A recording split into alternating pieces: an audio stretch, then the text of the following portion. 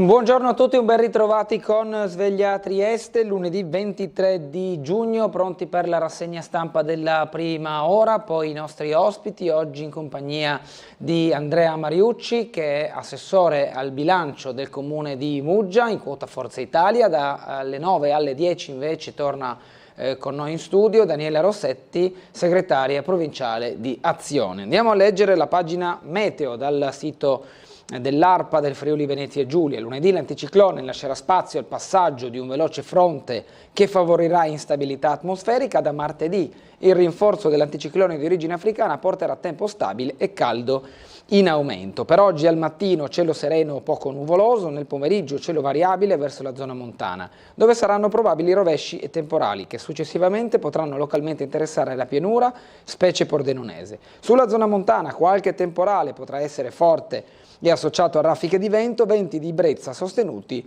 lungo la costa, temperature minime tra i 22 e i 25 gradi, massime 28-30 gradi centigradi. Per domani cielo in prevalenza sereno o poco nuvoloso, maggiore nuvolosità pomeridiana sulla Carnia, dove non è del tutto esclusa qualche breve pioggia, venti a regime di brezza anche per domani, 22-25 le temperature minime previste, 28-31 gradi, per domani martedì 24 giugno invece le temperature massime. Ci spostiamo subito alla lettura del quotidiano Il Piccolo per la prima pagina di oggi, 23 giugno, inizio settimana con la guerra di Trump. Il presidente americano Donald Trump col cappellino Make America Great Again dirige nella Situation Room nella Casa Bianca l'attacco all'Iran. Gli Stati Uniti bombardano 3 siti nucleari in Iran, il tycoon, ora la pace o ci sarà la catastrofe. Nuovo raid di Israele e la piazza a Teheran chiede vendetta. Attorno a questo in retroscena Meloni Schlein, prove di unità, l'uso delle basi è un rebus, pagina 4. In regione dalla sinagoga alle stazioni si alza ancora il livello d'allerta e poi le prospettive di un mondo meno sicuro nell'analisi di Renzo Guolo, pagina 6. Per quanto riguarda le notizie di Trieste, la delibera sul patrimonio immobili, il comune vende dall'ex sede di Esatto ai bagni diurni edifici e terreni da alienare per un valore stimato di 40 milioni di euro. Attorno invece a questa notizia, in primo piano alla pagina comunale, c'è la situazione del porto, la rimozione dei Torbianelli, il Partito Democratico all'attacco, così è a rischio la reputazione del porto di Trieste, e poi la logistica, Tramonti, ecco il piano per l'evento su nave Palinuro. Leggiamo dall'università, addio al test d'ingresso medicina, via le iscrizioni al semestre aperto, test di medicina addio da oggi fino al 25 luglio, gli aspiranti medici, odontoiatri e veterinari potranno iscriversi al semestre aperto. La ministra Anna Maria Bernini ha firmato l'atteso decreto reso pubblico venerdì sera e resi pubblici gli aspetti tecnici del nuovo esame per l'accesso alle matricole al corso di laurea medicina, chirurgia, odontoiatria e protesi dentarie e medicina veterinaria.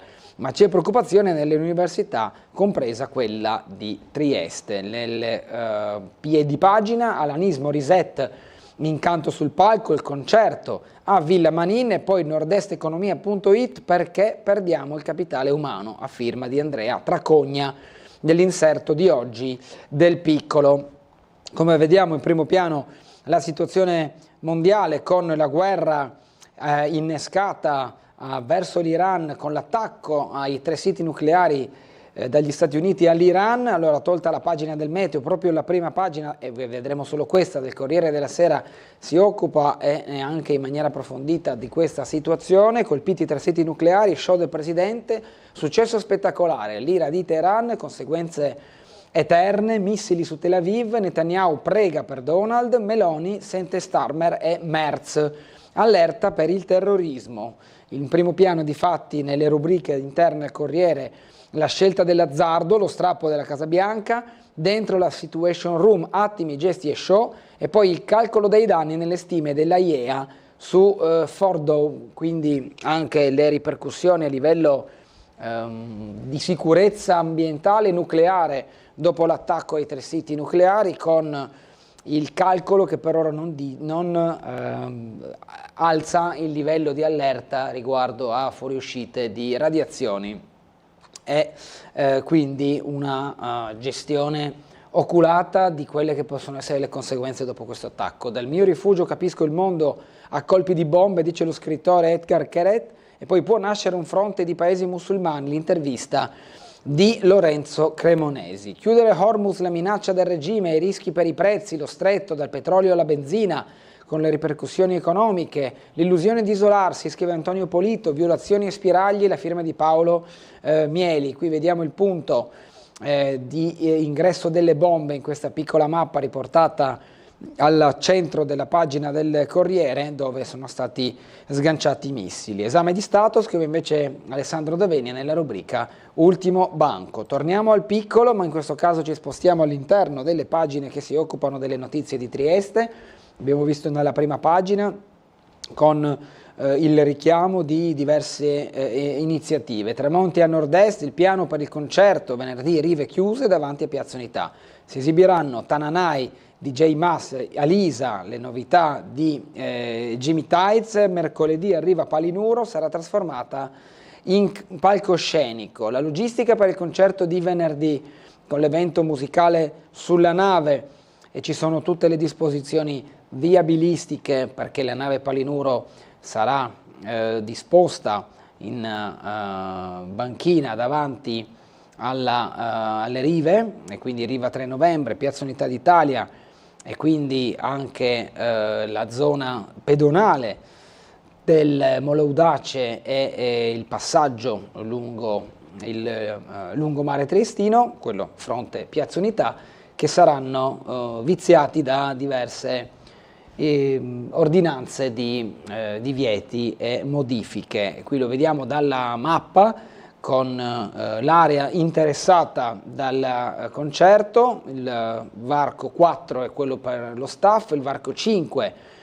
che è quello che proviene da Riva del Mandracchio sarà un varco vigilato e sarà solo uscita, il varco di ingresso per il pubblico sarà il varco 2 dalla zona di via dell'Orologio, Passo Fondasavio, diciamo accanto al Palazzo della Prefettura, e l'altro, l'ingresso con persone con disabilità, sarà il varco 1 da Riva 3 novembre, di fronte, per intenderci, al Molo Audace, e dunque ci sono poi tutte le diverse disposizioni. Entrata nel vivo, scrive Laura Tornero, la macchina organizzativa di Tramonti a Nord-Est, l'evento che questa settimana porterà a Trieste la nave Palinuro e il concerto di Tananai, Jimmy Tights e Mace, con, da quanto viene confermato, un'esibizione a sorpresa, un cameo di Elisa. Viabilità, varchi di accesso, spazio per il pubblico, impianti audio e luci, piano di sicurezza, tutto è già stato studiato nei minimi dettagli per far funzionare al meglio l'evento che coinvolgerà Piazza Unità e un tratto delle rive. E qui vediamo gli artisti coinvolti in ordine dall'alto verso il basso. Tananai, cantante trentenne che aprirà con i suoi successi il concerto di venerdì. Jamie Tez, romano, classe 88 e oggi uno dei rapper più seguiti. DJ Mase, uno dei beatmaker e produttori discografici italiani in più in voga nel momento. Altre notizie dall'ex sede di Esatto ai bagni diurni, piano di alienazione del comune da 40 milioni, aggiornata la lista dei beni che il comune punta a vendere nel triennio 2026-2028 tra edifici e terreni. Nel patrimonio immobiliare del comune, difatti, l'ex sede di Esatto di via Dalviano, l'elegante villino rosso del rione di Chiarbola che finirà presto sul mercato, ma non è l'unica novità che salta all'occhio scorrendo il piano aggiornato dei immobili che il comune intende alienare nel triennio 2026-2028, un pacchetto di beni dal valore stimato di 39,7 milioni di euro, tra edifici cielo-terra, locali dismessi e posti auto, più di 1,15 milioni di terreni in larga misura edificabili ma inutilizzati. Il piano, illustrato dalla dirigente dell'ufficio immobiliare Lucia Tomasi, l'assessore competente è Elisa Lodi, che parla di una delibera importante. Dopo i risultati del 2024, con la vendita di Palazzo Carciotti restano molti immobili non in uso che punteremo ad alienare e valorizzare, dice Lodi. Torneranno all'asta o si tenterà di vendere per la prima volta edifici dal buon potenziale ma da anni caduti nell'oblio e bisognosi di interventi di restauro più o meno importanti che per dimensioni e prezzo potrebbero tuttavia attirare più di un acquirente, gli imprenditori privati che possono poi cambiare la destinazione d'uso in coerenza con il contesto. L'ex Sacra Osteria pronta per l'asta, l'anno di svolta anche per Gregoretti 2. Verso la cessione nella palazzina di San Giovanni per l'ex Kurda si attende la proposta del project financing. Parliamo del grande ex fabbrica macchine Sant'Andrea che si trova in Viale Campi Elisi, che per chi viene da Via Locchi e guarda il campo di calcio Stars del Sant'Andrea proprio lo vede di sfondo in tutta la sua mole, e sarà messo anche questo come oggetto di vendita, meglio dire project financing fra pubblico e privato. Si attende la proposta in questo grande edificio. La Don Marzari, nella lista troviamo l'ex casa di riposo Don Marzari di via San Nazario, chiusa da quasi 20 anni, l'immobile stimato è 2 milioni, è nel piano di alienazione del 2026. Poi anche se, nel 2026 è attesa l'asta per la vendita dell'ex marmista, il laboratorio di via dell'Istria al civico 137 dal valore catastale di poco più di 15.000 euro, e poi la mensa di via Carli, eliminata dalla lista l'ex Kurda, come abbiamo già detto, già mensa della fabbrica macchine di via Carli. Si attende la formalizzazione della proposta di project financing per il suo rilancio in un contesto già riqualificato anche grazie all'intervento dell'imprenditore Enrico Sammer con la cittadella dello sport, il Trieste Campus, che ha ridato nuova vita a un'area, quella prospiciente al campo di Sant'Andrea, in mezzo fra il campo di calcio e il centro civico di Via Locchi, che aveva sì la palestra del basket dove anche la pallacanestro Trieste era solita allenarsi, adesso è diventato un polo sportivo a tutti gli effetti. Cambiamo pagina, andiamo alla cronaca. L'incidente in Viale D'Annunzio, travolta dopo l'urto motoscooter, l'anziana ferita rimane gravissima. La donna di oltre 80 anni, ricoverata per il trauma cranico, stava attraversando sulle strisce pedonali. Accanto leggiamo il report delle acque Goletta Verde, 2 giorni di incontri sul tema mare. La Goletta Verde, la barca di Legambiente per il monitoraggio delle acque, sarà a Trieste oggi e domani.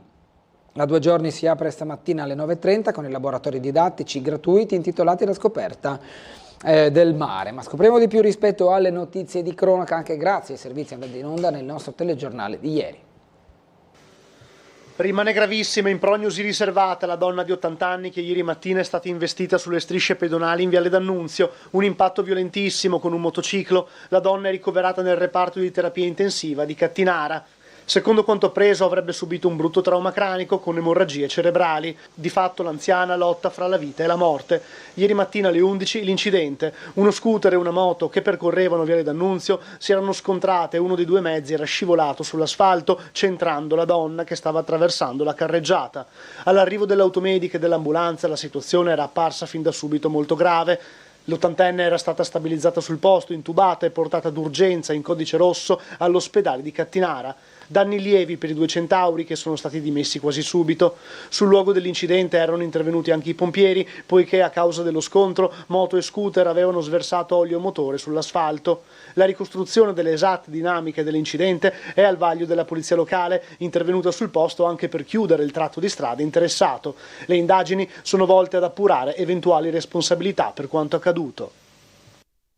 Ancora cronaca, incendi all'appartamento e scappa, denunciato la notte di paura all'incrocio tra le vie Crispi e Rossetti. Il rogo ha piccato dal proprietario che ha poi chiamato le forze dell'ordine, evacuato l'intero palazzo per domare le fiamme. Vediamo.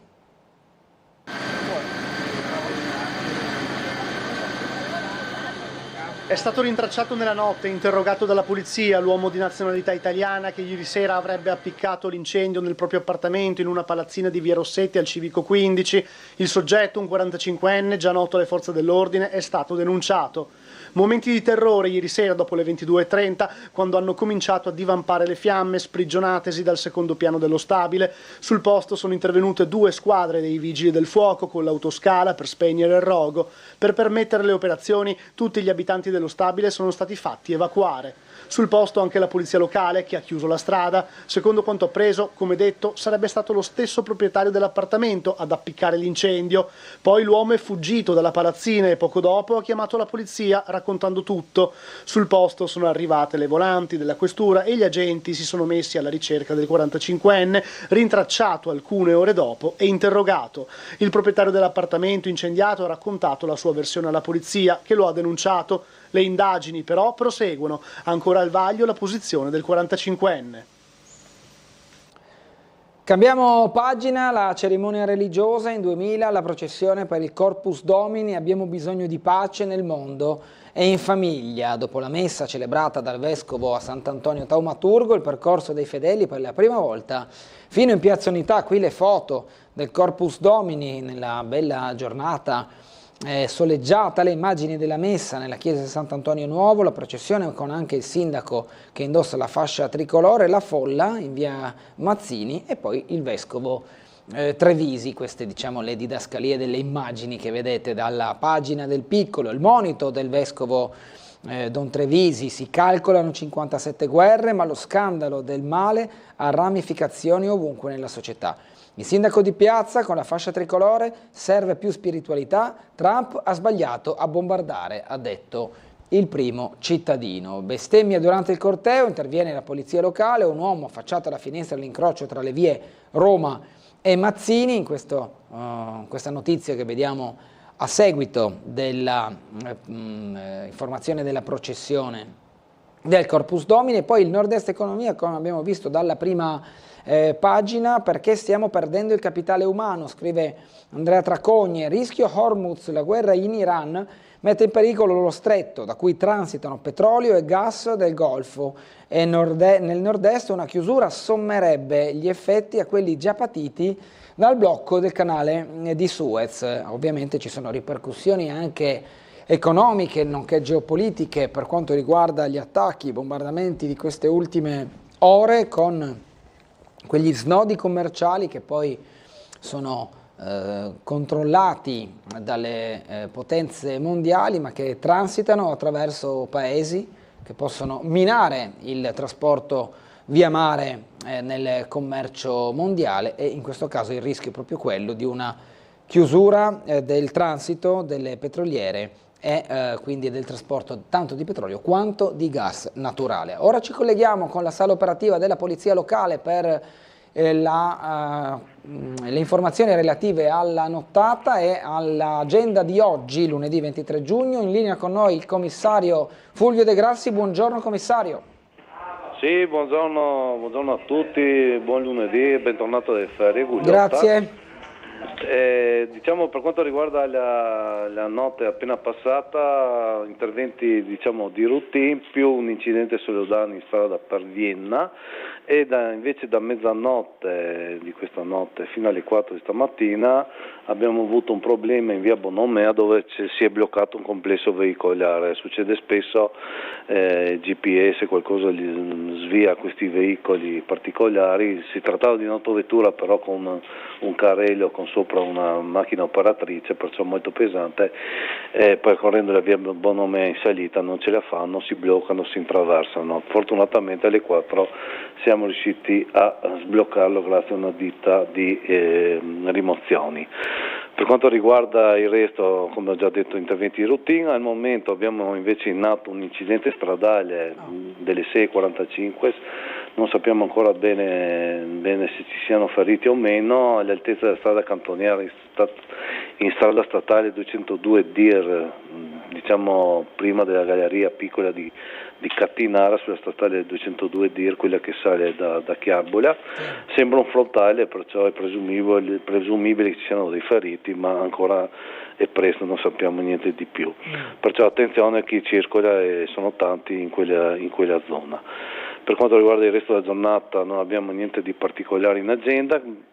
Questa sera invece dalle 22:50 ci sarà uno spettacolo di droni dal Molo Audace, e probabilmente ci saranno dei rallentamenti. Sempre stanotte c'è la notte di fuochi di San Giovanni, perciò si saranno accesi vari falò anche nella località del Carso, perciò più che attenzione che si sappia che probabilmente non sono incendi ma sono fuochi controllati legati a questa festa. Per il momento direi che è tutto, eventualmente se ci sono cose pregnanti vi chiameremo. Bene, grazie allora commissario De Grassi, una buona giornata e buon lavoro. Grazie, altrettanto a voi, saluto a tutti. E poi vedremo anche questo incidente frontale, di quale entità si presenta, soprattutto in termini di feriti. Aggiornamento se riusciremo già nel corso della mattinata. Torniamo al Piccolo, ritornata la linea 64 per Fernetti con doppia corsa pomeridiana.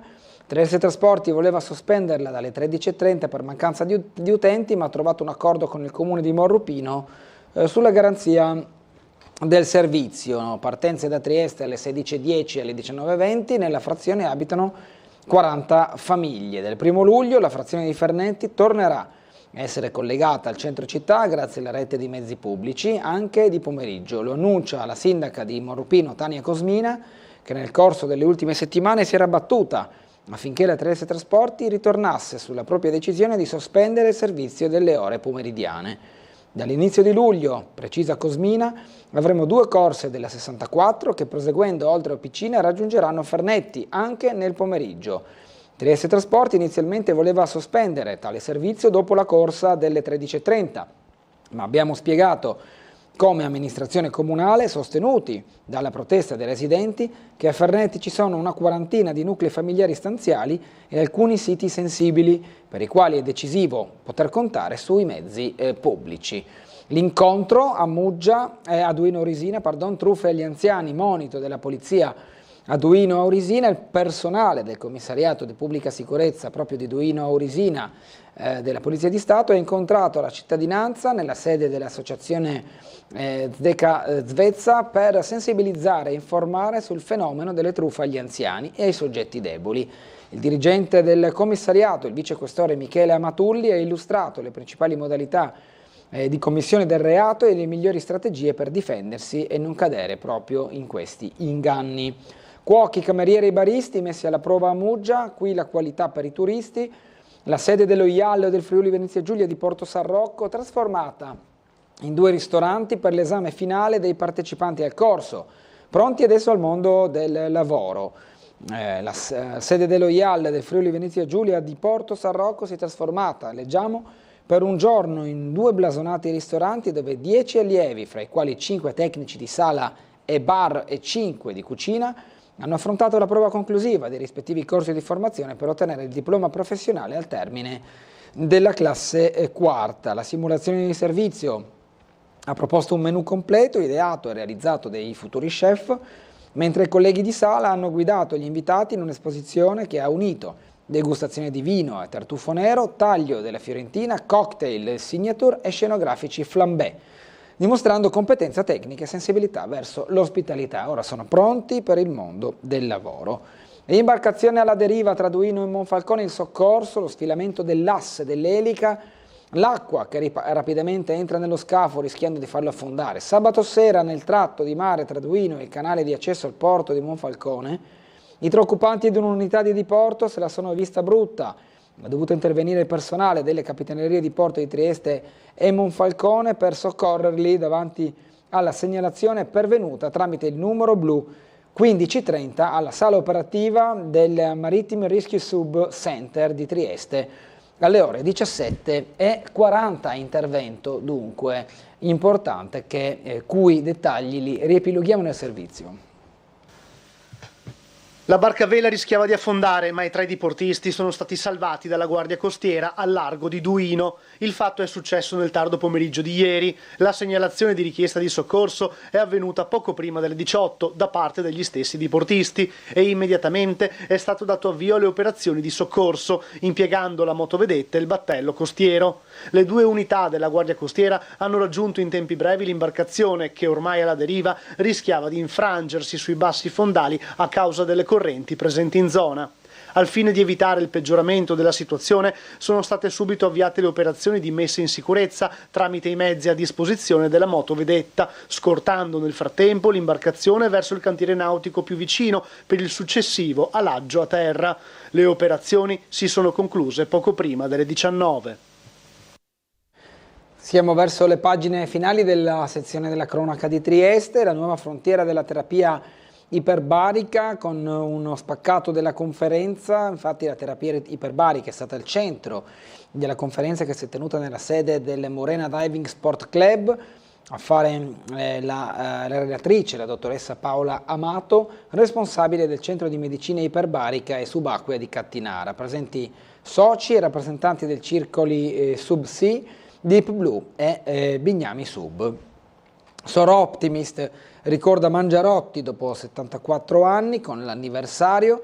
Il Soro Optimist International Club di Trieste ha celebrato il 74esimo anniversario della sua fondazione. L'evento è stato dedicato al ricordo di Mariangela Mangiarotti Marchi, scomparsa 2 anni fa. Primaria al Burlo Garofalo, è stata presidente del club nel biennio 1980-1982 per poi ricoprire il ruolo di presidente nazionale. La rubrica sugli animali, cani liberi di correre e giocare grazie a Come nelle favole, e poi accanto i piccoli amici che cercano casa tra cani e gatti. Diplomi alla scuola internazionale per 78 studenti, 2 i premiati per merito, la cerimonia con il lancio del tocco che vediamo in questa foto con le divise blu degli studenti della scuola internazionale di Trieste, meglio forse dire di Opicina, benché è sempre Opicina.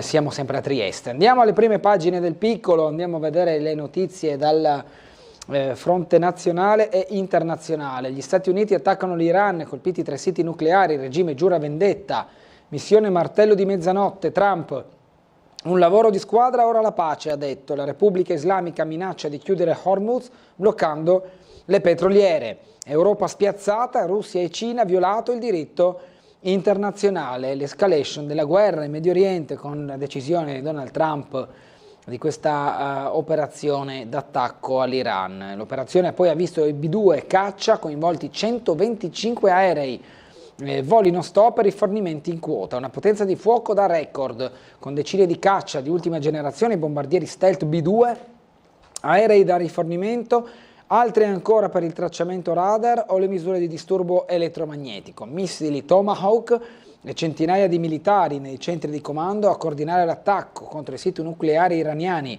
L'operazione Martello di Mezzanotte è il blitz aereo più imponente e sofisticato del nuovo millennio. 125 i velivoli coinvolti, portato a termine dalle forze statunitensi anche grazie a un tranello per distogliere i vertici militari iraniani e l'opinione pubblica mondiale e assicurarsi l'effetto sorpresa, il più decisivo nella storia militare di tutti i tempi. Il primo passo dell'operazione è stato infatti quello di far trapelare la notizia di un gruppo di B-2 partiti dal Missouri e diretti sull'isola di Guam, nel Pacifico occidentale. La mossa è stata largamente percepita come una sorta di rinvio dell'attacco. Parla anche il vicepresidente Vance: non siamo in guerra con l'Iran, ma con il programma nucleare iraniano. Il cappellino MAGA e il gesto delle corna, le 2 ore di show nella Situation Room. Il curioso gesto di Dan Kane nella Situation Room, lo vediamo in questa foto con queste 2 mani che buttano le corna verso il foglio, che diciamo che vista all'italiana sembrerebbe essere un modo per scacciare la iattura, e poi quella che è l'interpretazione statunitense, e probabilmente siamo sempre sullo stesso significato, ma vai te a sapere. Mancavano 8 minuti, pochi minuti, sì, 8 minuti alle 8 di sera, ora americana, alle 2 del mattino in Italia, quando con un post su Truth Donald Trump ha fermato il mondo, un annuncio di guerra sui social accompagnato da più di un convenzionale comunicato ufficiale della Casa Bianca che passerà alla storia come le foto che raccontano le ore drammatiche all'attacco contro l'Iran, vissuto nella Situation Room dal Commander in Chief e i suoi fedelissimi. Momenti di grande tensione, come rivelano le parole del vicepresidente J.D. Vance, che in un'intervista all'NBC ha confidato che il tycoon ha preso una decisione definitiva solo pochi minuti prima che le bombe venissero sganciate. Le immagini pubblicate sull'account X della Casa Bianca sono già divenute iconiche, come quelle del maggio del 2011, che ritraevano il presidente Barack Obama che assieme al blitz delle forze speciali americane per uccidere Osama Bin Laden.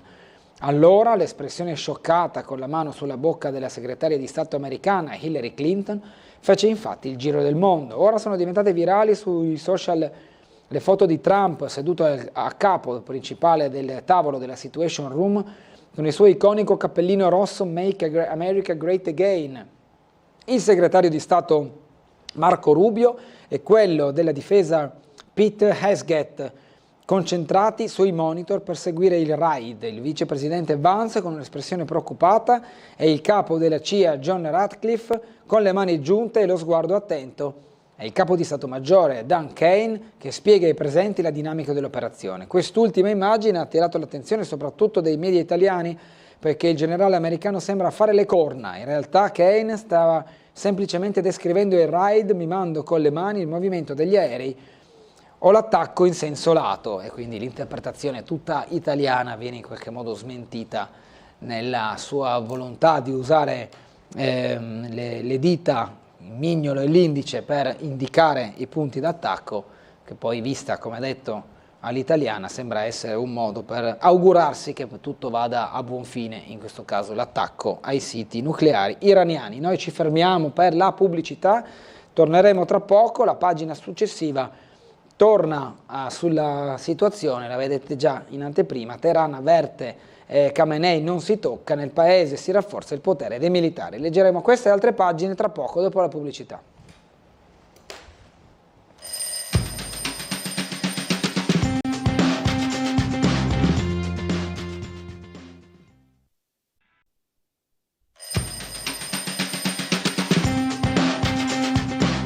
Torniamo in diretta con Sveglia Trieste. Oggi lunedì 23 di giugno, stavamo sfogliando le prime pagine del Piccolo con la situazione internazionale dopo l'attacco statunitense alle basi nucleari iraniane. Netanyahu prova a ricompattare Israele con Donald. Cambiamo la storia, come dicevamo prima della pubblicità. Teheran avverte Khamenei non si tocca, nel paese si rafforza il potere dei militari. Un alto funzionario del governo degli Ayatollah: l'uccisione del leader rappresenterebbe la più rossa delle linee rosse. Il giallo poi sull'impianto di Fordow e l'uranio spostato prima del raid, una distruzione quasi totale, come affermato dai toni apocalittici da Donald Trump e auspicato dagli israeliani.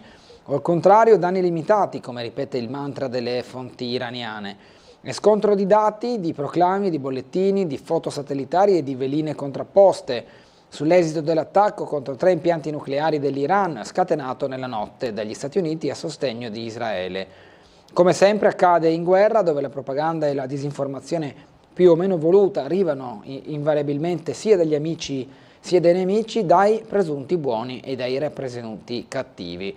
L'interrogativo che conta riguarda Fordow, additato da Washington e da Israele come il più sinistro e il più nascosto nelle viscere della terra dell'8, a proposito del quale prende corpo il giallo di un possibile trasferimento beffa di materiale che gli iraniani sarebbero stati in grado di portare a termine sul filo di lana, come lascia sospettare fra l'altro il via vai di camion individuato da immagini satellitari filtrate sul web, fresche pare di 3-4 giorni fa. E questo è uno dei dubbi retroscena della situazione in oggetto. Escalation della guerra in Medio Oriente vista dall'Italia. Meloni sente Elly Schlein, vertice di governo sul conflitto in Iran. La Premier punta sulla diplomazia. Telefonate con Mattarella, Macron e Merz, la doppia partita fra Trump e gli alleati europei. Il Partito Democratico dice tenere fuori l'Italia.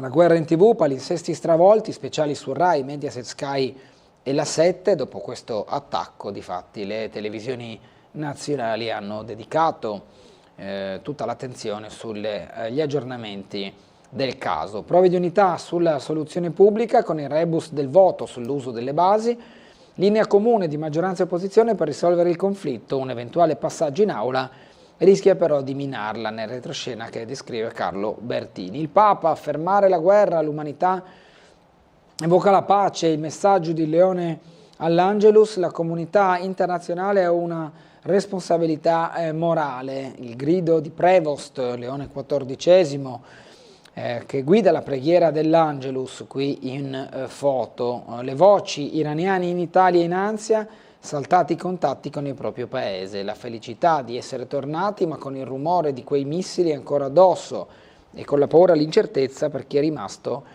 a Teheran. Queste le emozioni di chi è riuscito ad andare via dall'Iran raggiungendo l'Italia. Le prime notti abbiamo sentito tutto, poi abbiamo lasciato Teheran. Fuori città, a casa, l'ultima notte è stata davvero paurosa. Queste le parole al TG2, appena rientrata in Italia, di Fatemeh Katemani, l'architetta 36enne iraniana che aveva portato il figlio di 18 mesi in Iran a conoscere i nonni per poi ritrovarsi bloccata.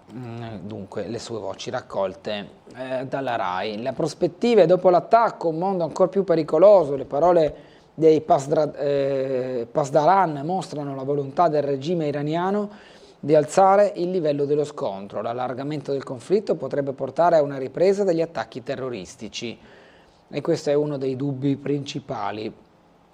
Le proteste per l'attacco statunitense e il colloquio anche tra Trump e Netanyahu in una foto d'archivio, qui le foto le vediamo, le proteste per l'attacco e il sito di Isfahan dopo l'operazione militare. Nelle foto in alto Donald e Netanyahu, come detto in un colloquio più recente fra i due. Russia e Cina nel G7, la strada del dialogo, come riporta nel suo commento per Il Piccolo oggi il professor Stefano Pilotto. Andiamo a vedere le altre notizie, perché accaduta l'escalation della guerra in Medio Oriente e i suoi riflessi portano anche a un innalzamento del livello d'allerta in regione, dalla sinagoga ai porti e alle stazioni, disposizioni anche per il Friuli Venezia Giulia. Attenzione massima agli istituti legati a Stati Uniti e Israele.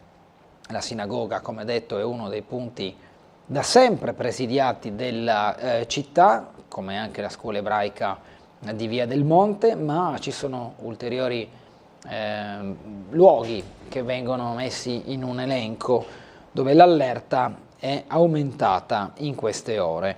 Base americana di Aviano, potenziata la sicurezza dopo l'attacco degli Stati Uniti in Iran, si temono ritorsioni. Tavolo in prefettura a Pordenone, nei prossimi giorni non è esclusa la partenza del reparto munizioni che fornisce i velivoli. E qui l'esterno della base di Aviano. Il rischio terrorismo, proroga i controlli ai confini nazionali, comunicazione dei governi alla Commissione europea. L'Italia continua fino al 18 di dicembre. Lo stesso farà la Slovenia, i valichi con Croazia e Ungheria, il nodo poi della rotta balcanica. Lubiana sottolinea la diminuzione dei passaggi illegali nei primi 4 mesi del 2025. Università, andiamo a un altro argomento trattato oggi dal quotidiano locale, medicina, test di ingresso addio, da oggi le iscrizioni, al via le adesioni nel semestre aperto, previsti 3.000 posti in più a livello nazionale, in autunno le prove d'accesso, le matricole devono indicare le sedi preferite e i corsi affini in caso di mancato superamento degli esami selettivi. Test di medicina addio, da oggi e fino al 25 luglio gli aspiranti medici, odontoiatri, veterinari potranno iscriversi a semestre aperto. La ministra dell'Università e della Ricerca Anna Maria Bernini ha firmato il tanto atteso decreto e reso pubblici gli aspetti tecnici del nuovo esame per l'accesso alle matricole al corso di laurea di medicina e chirurgia, odontoiatria e protesi dentaria e medicina veterinaria. Qui Giacomina Pellizzari lo descrive in questo articolo. I vertici della facoltà sono critici ed evidenziano che il trasferimento per chi dovrà cambiare sede creerà poi dei disagi. Trieste boccia la riforma, questa organizzazione ci espone solo al caos.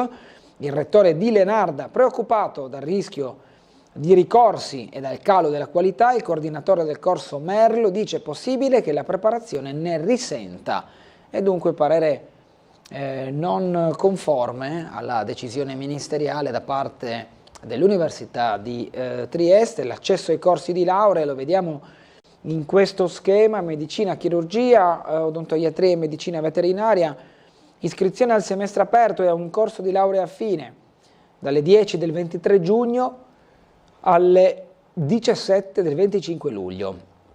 La domanda va trasmessa attraverso la piattaforma www.universitali.it. Nella domanda va indicata la sede in cui si intende frequentare il semestre aperto e il corso affine assieme ad altre 9 sedi alternative. Una tassa di iscrizione al semestre aperto di 250 euro, insegnamenti comuni in tutta Italia, chimica e propedeutica biochimica, fisica e biologia, crediti formativi sono 6 per ciascuna materia. Il semestre aperto inizia l'1 settembre e terminerà a fine novembre, può essere poi ripetuto fino a 3 volte. Gli esami di profitto di ogni studente che ha a disposizione 2 appelli, il 20 novembre e il 10 dicembre, la prova d'esame con 31 quesiti per ognuna delle 3 materie, il tempo a disposizione sarà 45 minuti. L'incognita dei numeri, la difficoltà a garantire la didattica in presenza, il rettore di Udine Pinton dice un problema accogliere più di 500 studenti. Si vogliono evitare forme ibride di formazione e ricerca di spazi esterni, così il rettore dell'Università di Udine. Andiamo allo scalo di Trieste Monfalcone. Dopo la rimozione del segretario Torbianelli, un'ombra sulla reputazione del porto. Partito Democratico all'attacco, la senatrice Roitz, si torna al Cencelli, ma a pagare è il sistema produttivo. Conti, segretaria regionale del Partito Democratico, Federica sia garante dell'interesse generale. Si appella dunque così il Partito Democratico attraverso questi due esponenti, la senatrice Roitz e la segretaria Conti, a quanto sta accadendo nel valzer delle nomine e dei nomi nel porto di Trieste. Nuovo molo ottavo, così il progetto si apre al pubblico, iter di 60 giorni.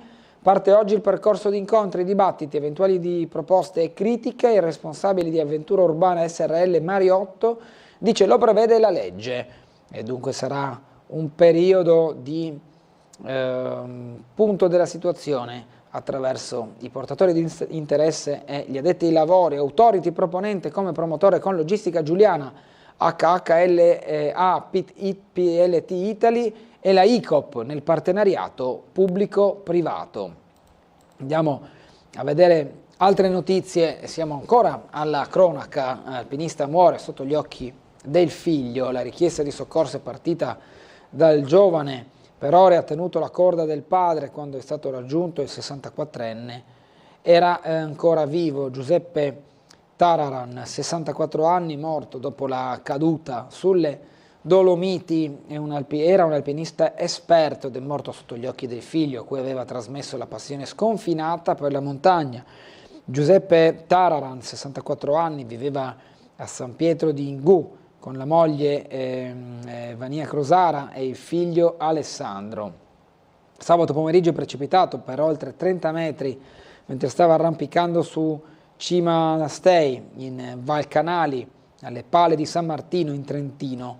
Con lui c'erano il figlio e un amico, entrambi 34enni, qui la foto dell'uomo scomparso. Il servizio Sea Help, il soccorso in mare, festeggia i 20 anni a Veglia. L'azienda croata dipende dall'austriaca Dauser, specializzata nell'aiuto ai diportisti. Lo scorso anno oltre 800 gli interventi in Adriatico, soccorritori più volte premiati per i loro interventi. Fondali ripuliti in campo, 250 volontari. Siamo a Fiume e qui ripercorriamo le notizie della cronaca di Trieste, lo facciamo rapidamente anche a beneficio di chi si fosse collegato da poco, visto che abbiamo dato già uno sguardo a queste notizie in apertura di rassegna stampa attorno alle 7:10 di oggi. Tramonti a nord-est, il piano per il concerto, venerdì rive chiuse, davanti a Piazza Unità si esibiranno diversi artisti, tra cui Tananai, Elisa, DJ Mas, la novità di Gemitates. Mercoledì arriva Palinuro, sarà trasformata la nave in un palcoscenico. In questa immagine invece vediamo la logistica per il concerto di venerdì con la nave Palinuro qui in arancione. Proviamo ad ingrandire anche per vedere meglio questa mappa stilizzata di quello che sarà il contesto di venerdì. Qui in alto il Molo Audace, quindi l'area del pubblico in Piazza Unità, la nave ormeggiata davanti alla Scala Reale e poi tutti i varchi, quelli dalla riva del Mandracchio, quello dalla parte posteriore di Piazza Unità, quella da Via dell'Orologio e quindi riva 3 novembre con poi l'esibizione degli artisti e i gruppi anche che si alterneranno al palco. Ci sono poi anche diversi moduli con casette sponsor a rappresentanza che arricchiranno il villaggio, chiamiamolo pur così, di venerdì in vista di questo evento con diversi artisti che si alterneranno. Andiamo invece a un altro argomento, dall'ex sede di Esato e Bagni Diurni, il piano di alienazione da 40 milioni del Comune di Trieste, che mette infatti in vendita nel piano 2026-2028 diversi edifici e terreni per la stima totale del valore di questi ultimi di circa 40 milioni di euro. L'ex Sacra Osteria pronta per l'asta, l'anno di svolta poi per il Gregoretti 2, per l'ex mensa del Curda si attende invece la proposta di project financing. La cronaca travolta dopo l'urto motoscooter, l'anziana che era ferita rimane gravissima, la donna di oltre 80 anni ricoverata per trauma cranico, stava attraversando sulle strisce pedonali. L'incidente è avvenuto in Viale D'Annunzio. Report sulle acque di Goletta Verde, 2 giorni di incontri sul tema del mare. Il primo sarà oggi alle 9:30 con laboratori didattici gratuiti intitolati alla scoperta del mare sul Molo Audace, rivolti ai bambini e alle bambine del territorio per far conoscere le loro specie marine e la preziosa biodiversità del mare. Incendi all'appartamento e scappa, denunciato la notte di paura all'incrocio tra le vie Crispi e Rossetti, l'alloggio inagibile è già sotto sequestro, gli altri condomini sono potuti rientrare nei propri appartamenti. In 2000 invece alla processione poi il Corpus Domini, abbiamo bisogno di pace nel mondo e in famiglia, ha detto così il vescovo di Trieste, che ha aggiunto: si calcolano 57 guerre, ma lo scandalo del male ha ramificazioni ovunque nella società. Il monito di Don Trevisi, il sindaco di Piazza presente con la fascia tricolore: serve più spiritualità, Trump ha sbagliato a bombardare. Prende posizione anche sulle ultime di livello internazionale il sindaco di Piazza. Bestemmie durante il corteo, interviene la polizia locale, un uomo affacciato alla finestra, l'incrocio tra le vie Roma e Mazzini mentre passava il Corpus Domini. L'inserto nord-est economia, rischio Hormuz, la guerra in Iran mette in pericolo lo stretto da cui transitano petrolio e gas del Golfo, e nel nord-est una chiusura sommerebbe gli effetti a quelli già patiti dal blocco del canale di Suez. Lo stretto bloccato, nuova minaccia sui traffici, qui le rotte in pericolo con le stime anche numeriche di come potrebbero poi alterarsi i commerci internazionali, instabilità globale, rischi per l'energia. Silvia Moretto, CEO di DB Group, le aziende cercano di adattarsi a uno scenario che cambia di settimana in settimana, ma le turbulenze ci sono, e anche per gli approvvigionamenti energetici. Andiamo ad altro nella rubrica Nord-Est Economia. Il personaggio pastificio Sgambaro recluta una top manager esterno, ci farà crescere all'estero. Il presidente Pierantonio Sgambaro si affida al nuovo direttore generale Carlo Costantini. Danplus corre con i sacchi riciclabili, iniziò a produrre in un fienile. Alla guida dell'azienda di Butrio è arrivata la 3ª generazione che continua a fare impresa. Fedrigoni, tra passato e strategie per il futuro, investe 50 milioni nel marchio Fabriano verso i 140 anni di storia dell'azienda, che riapre il suo archivio storico a Verona. 6.000 sono i dipendenti al lavoro in 28 paesi e 73 tra stabilimenti e siti produttivi. Le competenze del navale applicate all'industria, l'evoluzione di Fidema. L'azienda di Monfalcone progetta sistemi e impianti complessi e ha investito sulla stampa 3D. Accanto leggiamo una vera cantina subacquea in laguna per il Trebbiano di Lugana Sansonina, nella firma di Maurizio Cescon. Lobby bar, cluster legno arredo, la Confartigianato e i consulenti del lavoro fra le richieste di contributi per i mercati esteri, la necessità di una riforma dell'apprendistato secondo la Confartigianato e poi la crescita dei contratti a tempo indeterminato, così riportano i consulenti del lavoro. Torniamo alle notizie di Trieste, ritorna la linea 64 per Fernetti con doppia corsa pomeridiana, dopo l'appello del sindaco di Morrupino Tania Cosmina, appoggiata da alcune famiglie. La Trieste Trasporti ha deciso di mantenere le 2 corse pomeridiane verso Fernetti. Cuochi, camerieri e baristi messi alla prova a Muggia, qui la qualità per i turisti, dopo il superamento di questo esame finale dei partecipanti al corso dello IAL del Friuli Venezia Giulia Porto San Rocco, pronti al mondo del lavoro, hanno riferito gli stessi interessati. Andiamo ora alla pagina sportiva. Trieste è casa mia, Candussi vuole continuare a fare la differenza in bianco-rosso e il richiamo della Champions League mi ha spinto a restare. Qui lo vediamo Candussi con Arcieri al Palla Rubini mentre festeggiano la promozione in Serie A.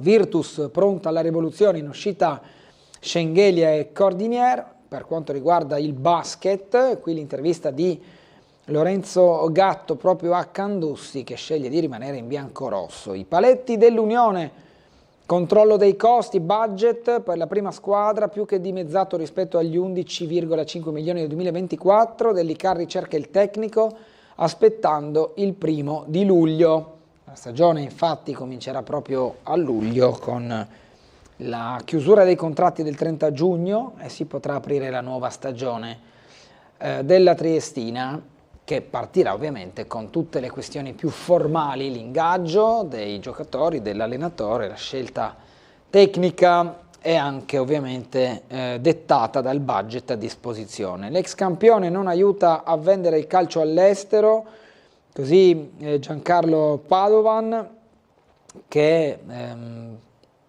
punta su quei giocatori che hanno raggiunto una certa età, come Modric, per fare un esempio, anche De Bruyne, che scelgono l'Italia per proseguire la loro carriera, che sta arrivando ormai a un punto diciamo finale, vuoi per l'età, vuoi proprio per quanto possono ancora dare in campo. Andiamo ai dilettanti. San Luigi saluta le 2 bandiere Grujic e Janezic, la coppia di giocatori non rientra più nei piani societari. Milan riparte dal Sant'Andrea San Vito, Matteo ancora sul mercato. Qui fra i dilettanti con San Luigi e le altre società ci sono i movimenti dei giocatori nelle squadre locali e non solo. Prima categoria, Sant'Andrea San Vito si rinforza in difesa con l'arrivo di Millo, l'Under 17 a Giorgi. Terza categoria, di Bernardo Nuovo DS della ISM Gradisca, faremo tornare il club nei piani alti. Per il calcio amatoriale la sfida tra Tara e Pec apre il torneo di Gabria, nel femminile esordio delle quotate Poggine. Alla pallavolo il Vega Coselli Under 13 centra il bronzo regionale, Jermcic vicino allo Zalet, Busdacchina Staranzano, S3 festa di fine stagione. Il basket FVG, l'Alba Cormons promossa in divisione regionale 1, Falconstar Pontoni, Romanin confermato della Serie B interregionale, la Dinamo Gorizia riparte invece da Giacchè. Per il baseball, gli Scopi Juniors Banca e il Diamante di Ronchi, doppia vittoria dei triestini nel derby contro i New Black Panthers, la formazione ospite si è imposta 4-1 e 8-7, i bisiacchi sconfitti ma comunque sicuri del passaggio agli ottavi dei playoff. In alto vediamo l'esultanza dei giocatori degli Scopi Junior Alpina sotto un lanciatore dei New Black Panthers durante un'azione da gioco. Per Saturnia e Ginnastica, titoli nazionali a Gavirate. Per il canottaggio, gli atleti triestini protagonisti ai tricolori con gli Under 17, i barcolani festeggiano l'otto femminile, i biancazzurri il doppio ragazzi. Per la vela, alla Coppa Italia Dinghi a spuntarle Zerbin, sempre per la vela, assolo di Kitzmüller alla Nord Adriatic.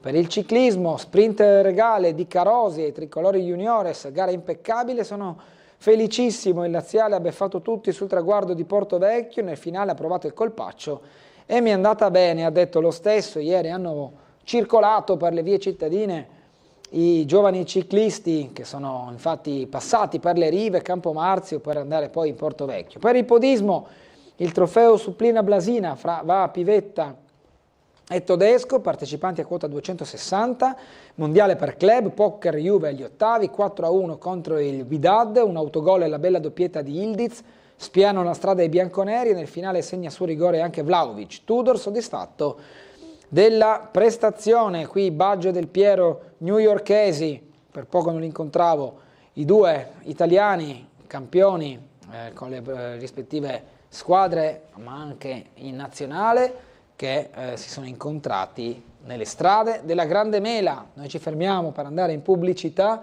torneremo tra poco in compagnia dell'assessore comunale al bilancio del comune di Muggia, Andrea Mariucci, tra poco.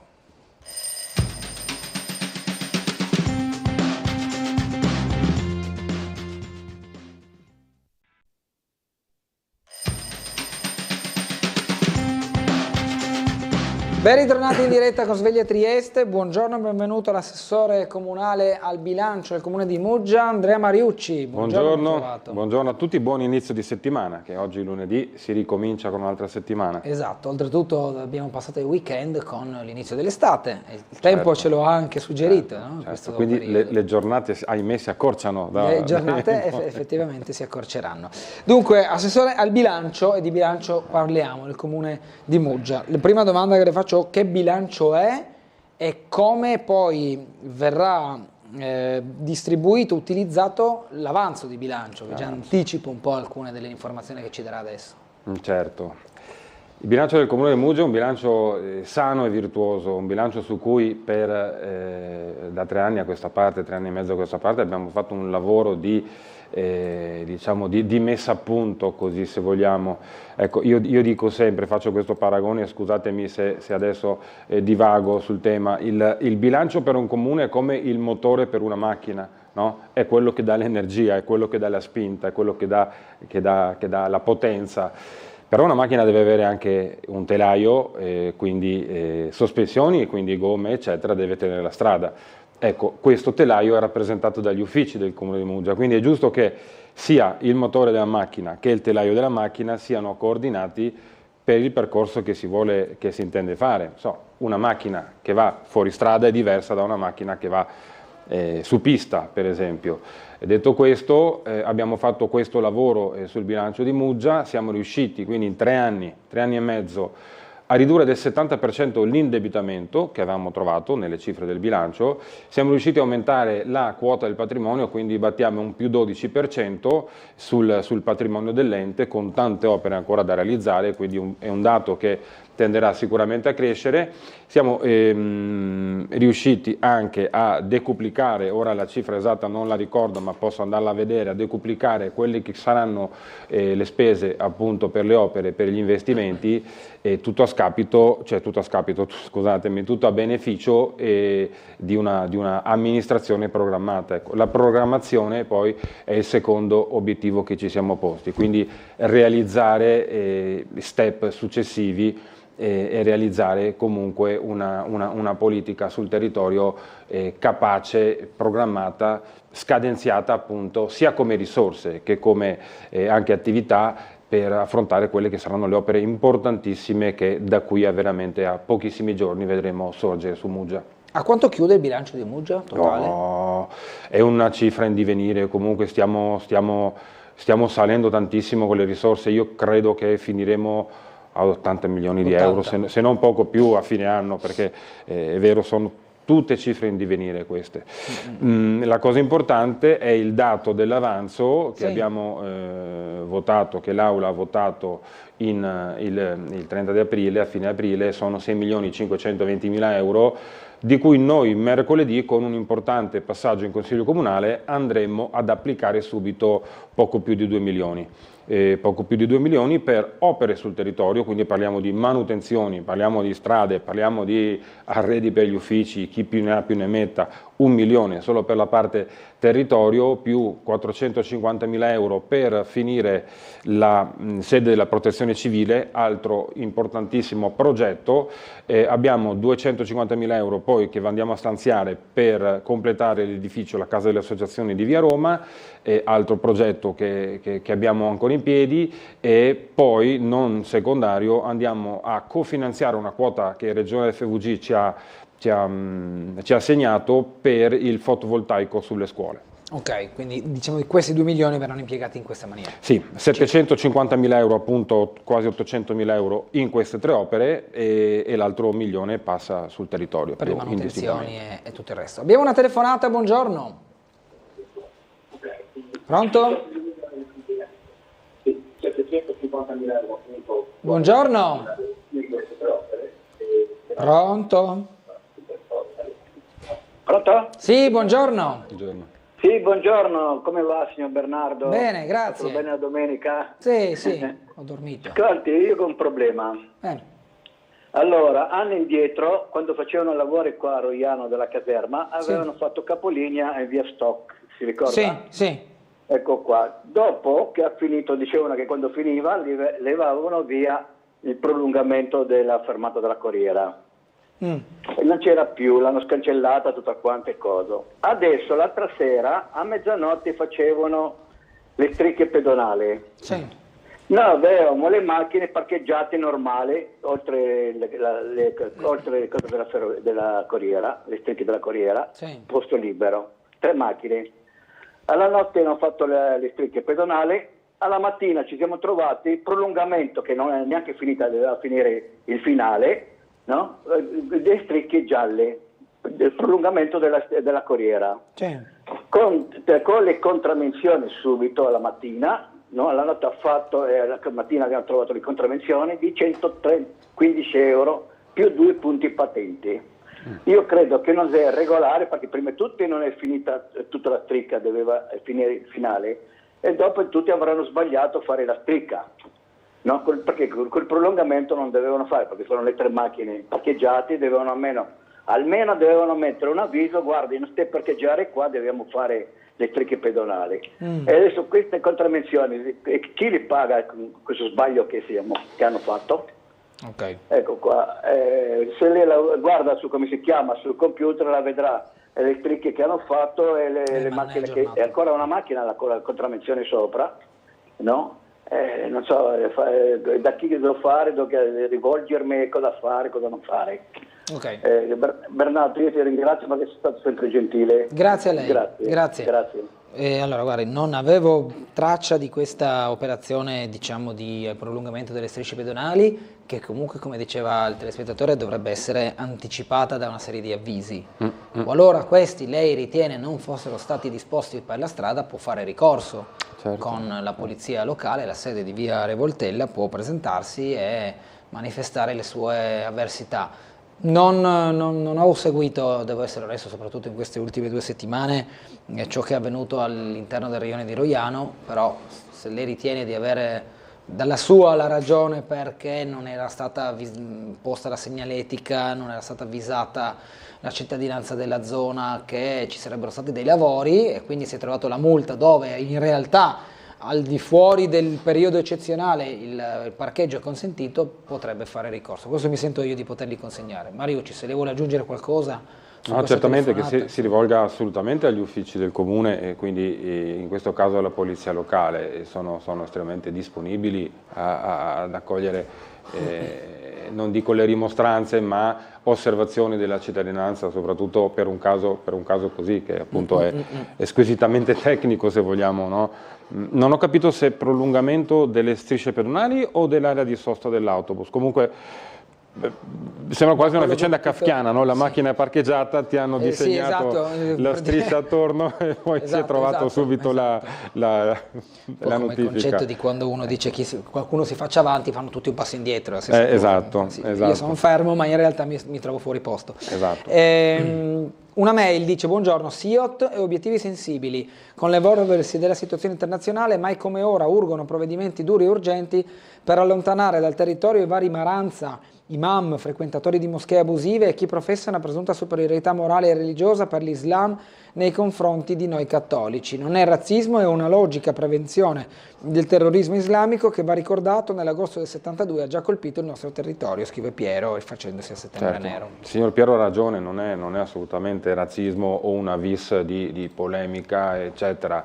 Sentivo ieri in Italia ci sono più di 2.000 o 20.000, non vorrei dire una cifra erronea, comunque tantissimi obiettivi sensibili che ovviamente servizi e le forze dell'ordine stanno presidiando, stanno mettendo sotto osservazione. Credo che ha citato la TAL, il terminale TAL, la SIOT per capirsi, credo che questo sia uno dei più sensibili, sia da un punto di vista di ordine pubblico che, attenzione, se adesso si chiude il Golfo di Hormuz,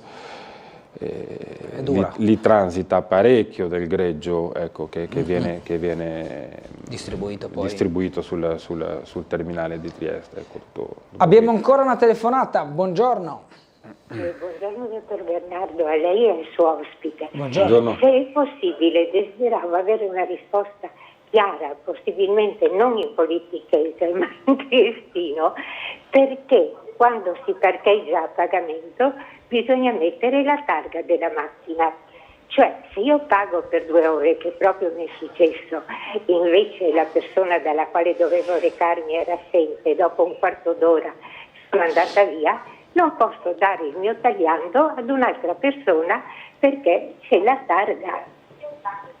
Ok. Mi risponda per favore senza quel sorriso ironico che ha in questo momento, che mi sembra completamente fuori luogo, perché non è una cosa da poco. Quanti soldi voi fate con il pagamento doppio del parcheggio?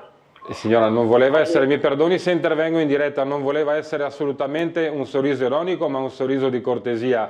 Come lo paga lei il parcheggio e digita lei la targa sul parcheggio, così la digita anche il sottoscritto, che non dà più, lo dicevamo già nel corso di un'altra trasmissione, non dà più il suo biglietto se avanzano 15-20 minuti piuttosto che mezz'ora di sosta già pagata ad un altro utente che si appropinqua. Sì, perché non si può darlo? Cioè, perché viene l'obbligo della targa? Dipende A parte da... che anche la private, cioè è già la macchina con la targa, se ho compiuto qualche inesattezza, qualcosa, quindi risalgono. Perché devo mettere la targa? Signora, io credo che questo dipenda da come il privato, il gestore del servizio gestisca lo stesso. Se lo fanno ovviamente per motivi, possiamo dire, economici, che poi siano giusti o sbagliati, lo possono fare, ma voglio dire, se lo fanno vuol dire che hanno questo tipo di facoltà. Ma da chi è stata data questa facoltà? Non lo so, signora, questo credo che sia all'interno delle concessioni che ci sono, sia sul comune di Trieste come sul comune di Muggia, per esempio, da dove vengo io. Bisogna vedere se questo è disciplinato da una norma nazionale oppure da regolamenti locali. Ne parlavamo già in questa trasmissione, anche questa, soprattutto per cose così, l'utilità di questa trasmissione, andremo a fondo sulla cosa, perché c'era già un altro utente, mi ricordo che mesi fa mi sottoponeva... Sì, sono già 4 mesi che questa persona aveva telefonato. Certo, lo ricordo bene. Non è stato fatto assolutamente niente. Signora, non voglio dire... prenderemo in mano il problema e le saprò rispondere più compiutamente. Adesso così non ho degli elementi per risponderle, anche perché andiamo a toccare parti normative, parti regolamentari ben precise, che sono disciplinate, ripeto, o da una legge nazionale oppure comunque da regolamenti e da norme di ufficio. Ok, signora, grazie. Noi andiamo a leggere un'altra mail che dice: buongiorno, io sarei dell'idea di abolire i limiti di velocità, dato che quasi nessuno li rispetta. Chi lo fa finisce per essere pressato dagli altri automobilisti che incalzano da vicino e a volte gesticolano per spingerli ad andare più veloci. Così una telespettatrice riguardo al limite di velocità, che poi viene in qualche modo inserito in un contesto omnicomprensivo, dall'autostrada alla via io di quartiere. Penso sempre alla Germania, ecco, in autostrada, sì, vero, sì. Dove non ci sono limiti, fuorché magari quando si attraversano svincoli di città, eccetera, in autostrada la gente va, ma anche in autostrada, se in Germania c'è un limite a 20 all'ora, piuttosto che a 30 all'ora, tutti gli automobilisti vanno a 20, non a 25, vanno a 20 o vanno a 30. È un altro tipo credo, di atteggiamento alla guida, ecco. Noi dovremmo abituarci a guidare con più disciplina di codice e meno abitudine, no? Ecco, perché tante volte guidiamo non tanto per quello che dice il codice, ma per quello che siamo abituati a fare o che vediamo che fanno gli altri. Certo. Questo è un esempio.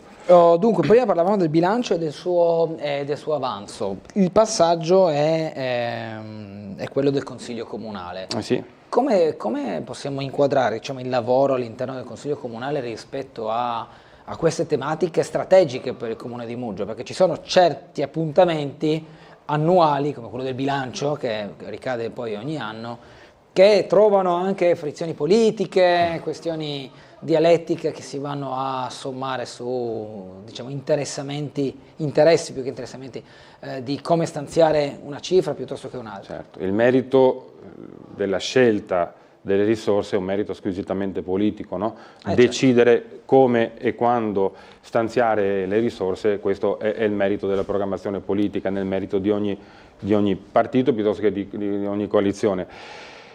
Anche se a volte questo non basta, mi spiego, colgo l'occasione per parlare, ad esempio, eravamo in sede di commissione mercoledì scorso in virtù dei lavori di Consiglio Comunale che avremo questo mercoledì dopodomani, in cui abbiamo ratificato una delibera di giunta fatta, una delibera di variazione di Consiglio Comunale di giunta fatta con i poteri del Consiglio. Adesso non entro nel tecnicismo della cosa, ma è stata fatta un'operazione per avere immediatezza della disponibilità di queste risorse.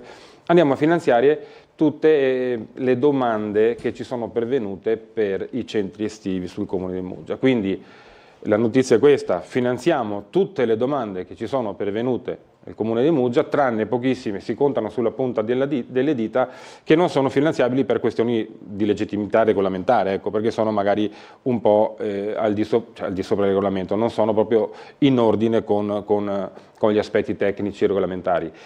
Ecco, questo a qualcuno non andava bene comunque, no? Quindi io ho capito il gioco delle parti, ma davanti a una misura come questa, ecco che la politica potrebbe anche riunirsi e guardare l'obiettivo piuttosto che guardare la competenza piuttosto che l'appartenenza, dico io a volte. Stessa cosa abbiamo fatto, ratificheremo anche 100 e tanti mila euro dell'esercizio 23-24 per introitare quella che è l'imposta di soggiorno. E anche qui abbiamo usato degli strumenti immediati perché dovevamo andare a finanziare comunque immediatamente dopo il 30 di aprile delle manifestazioni sul territorio, ed ecco che andiamo a ratificarle.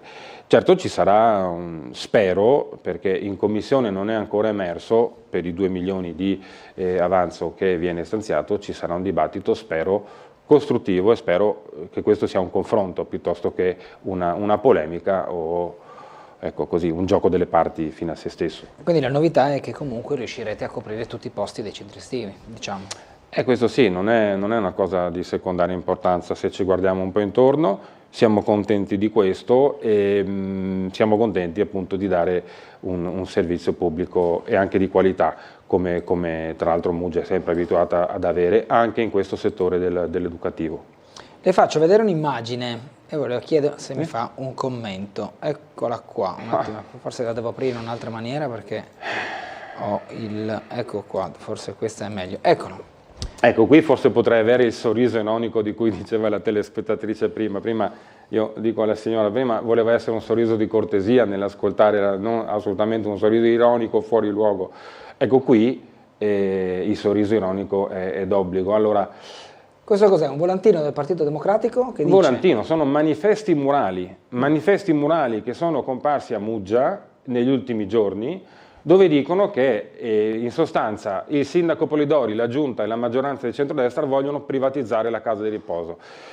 Io lo dico qui e poi sicuramente ci sarà qualcuno che lo dirà meglio di me. Io lo dico qui, la notizia è questa è una fake news, è una panzana allucinante, passatemi questo termine per non usarne altri, è una panzana allucinante. Chi ha fatto quel manifesto dovrebbe chiedere scusa non a noi dell'altra parte politica, dovrebbe chiedere scusa a tutti i muggesani.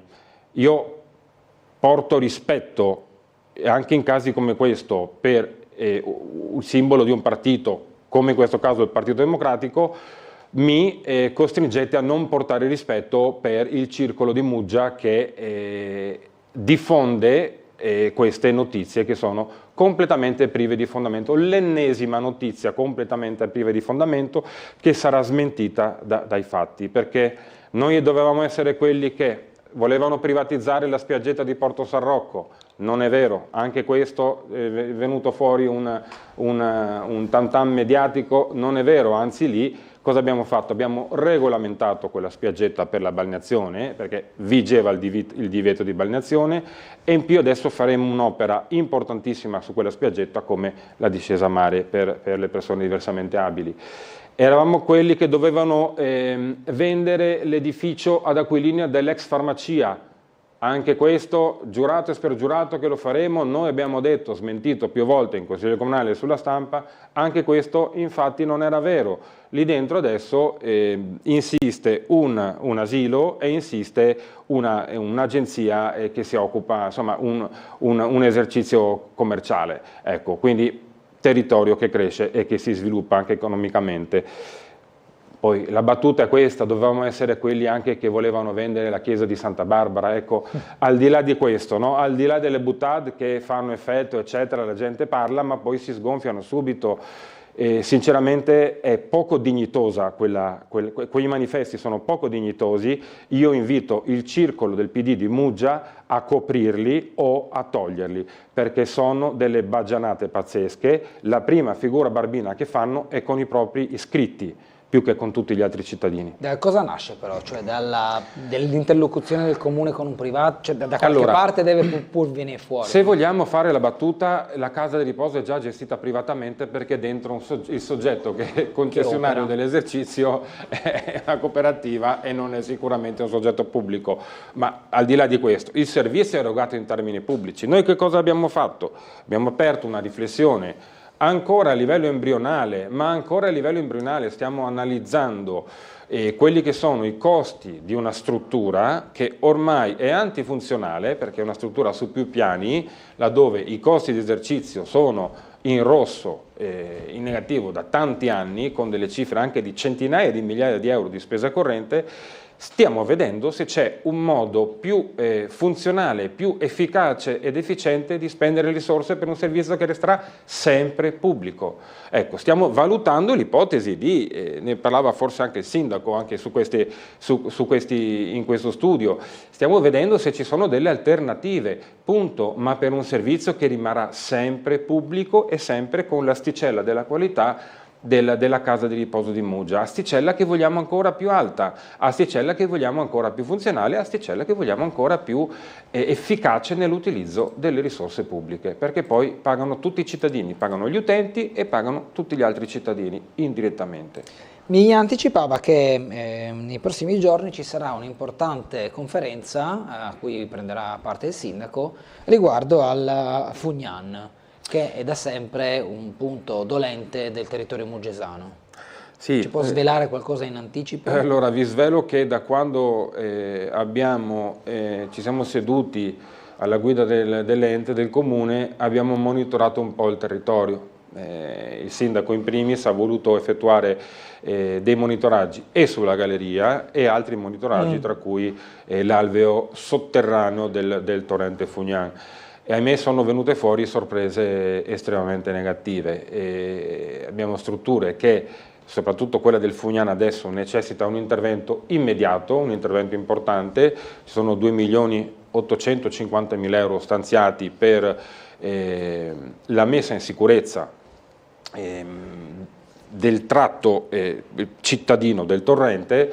Domani mattina alle 11 c'è un'importante conferenza stampa dove il sindaco e credo anche l'assessore Steffè parleranno e dell'opera e soprattutto della viabilità, di come verrà regolamentata la viabilità in questi importanti lavori. Lavori che non saranno brevi, io lo dico subito, ma si devono fare e si devono fare subito e ora. Siamo stati anche velocissimi nel trovare le risorse. Qui ringraziamo sempre Regione FVG, che anche in questo caso ci ha evitato di accendere dei mutui e comunque di fare un intervento che poi sarebbe ricaduto negli anni sulle tasche dei cittadini, sulla spesa di bilancio del Comune. 2.850.000 euro di lavori, domani alle 11 conferenza stampa, inizieremo con la parte davanti, la parte interdetta adesso, quella davanti il parcheggio di Caliterna, per capirsi, largo Cardinale Libertà, esattamente, per poi proseguire. Ci sarà anche un importante organizzazione e calendarizzazione dei lavori per poi coordinarli con quelli che saranno i lavori dell'allargamento della galleria. Ecco. Per il torrente Fugnan parliamo di una prima fase, sono 7 fasi di intervento, sì, sono 7 fasi di intervento, parliamo una prima fase di almeno 300 giorni, più una coda di intervento appunto di un centinaio di giorni da andare ad armonizzare con i lavori della galleria. Comunque le due opere sul territorio possono coesistere contemporaneamente, quindi non c'è nessun problema. appunto allocando gli interventi in modo diverso. Domani comunque il sindaco darà tutte le notizie del caso e soprattutto seguitela, perché sarà una conferenza stampa molto importante. Noi dobbiamo andare in pubblicità, una breve pausa, ci ritroveremo tra poco.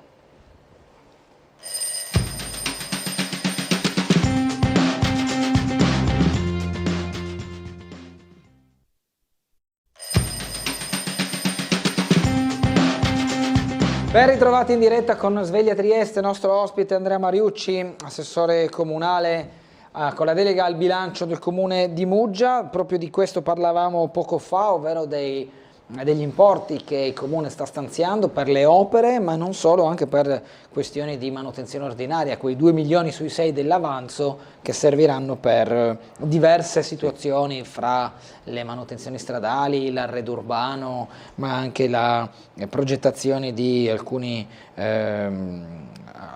migliorie che servono per il comune di Muggia. Dovesse andare a guardare le priorità del momento, tolte le, diciamo, opere programmate, Fugnan e Galleria, c'è tutta la partita che non è del comune di Muggia in esclusiva, della parte della Valle delle Noghere, dove c'è l'autorità portuale, certo, dove c'è il Coselag, quindi si intrecciano più enti. Si intrecciano più enti lì, Muggia, non vorrei sbagliare, ma dovrebbe essere l'ente che ha più territorio in Coselag, e lì ci sarà una parte importante. Come potete vedere adesso stanno completando i lavori di messa in sicurezza, non di bonifica, di messa in sicurezza tutta l'area che va, diciamo, dal tiro a volo, insomma l'area delle Noghere di fronte al pastificio, e quelli saranno lavori importanti. Noi abbiamo poi un appuntamento ancora più importante, credo, per strategicità di lunedì, di usare certi termini, però questo è quello che è il terminal ungherese, che verrà realizzato nel canale navigabile, ecco, in tutta la zona dell'ex Aquila, e anche lì hanno iniziato dei lavori di banchinamento, credo, comunque stanno battendo i pali e realizzando le prime opere a mare. Ecco, sono situazioni e progetti che coinvolgono ovviamente il comune di Muggia, ma coinvolgono tutto il nostro territorio, io lo dico ancora, provinciale di Trieste, e non solo, perché insomma sono comunque hub strategici. Per quanto riguarda Muggia, tornando a bomba proprio sulle peculiarità di bilancio del nostro territorio, noi abbiamo adesso queste 2 opere, di cui una imminente e che non si può rimandare, quella del Fugnan. Ci saranno delle situazioni in cui potrà esserci qualche disagio, ma questi saranno ridotti a minimissimi termini.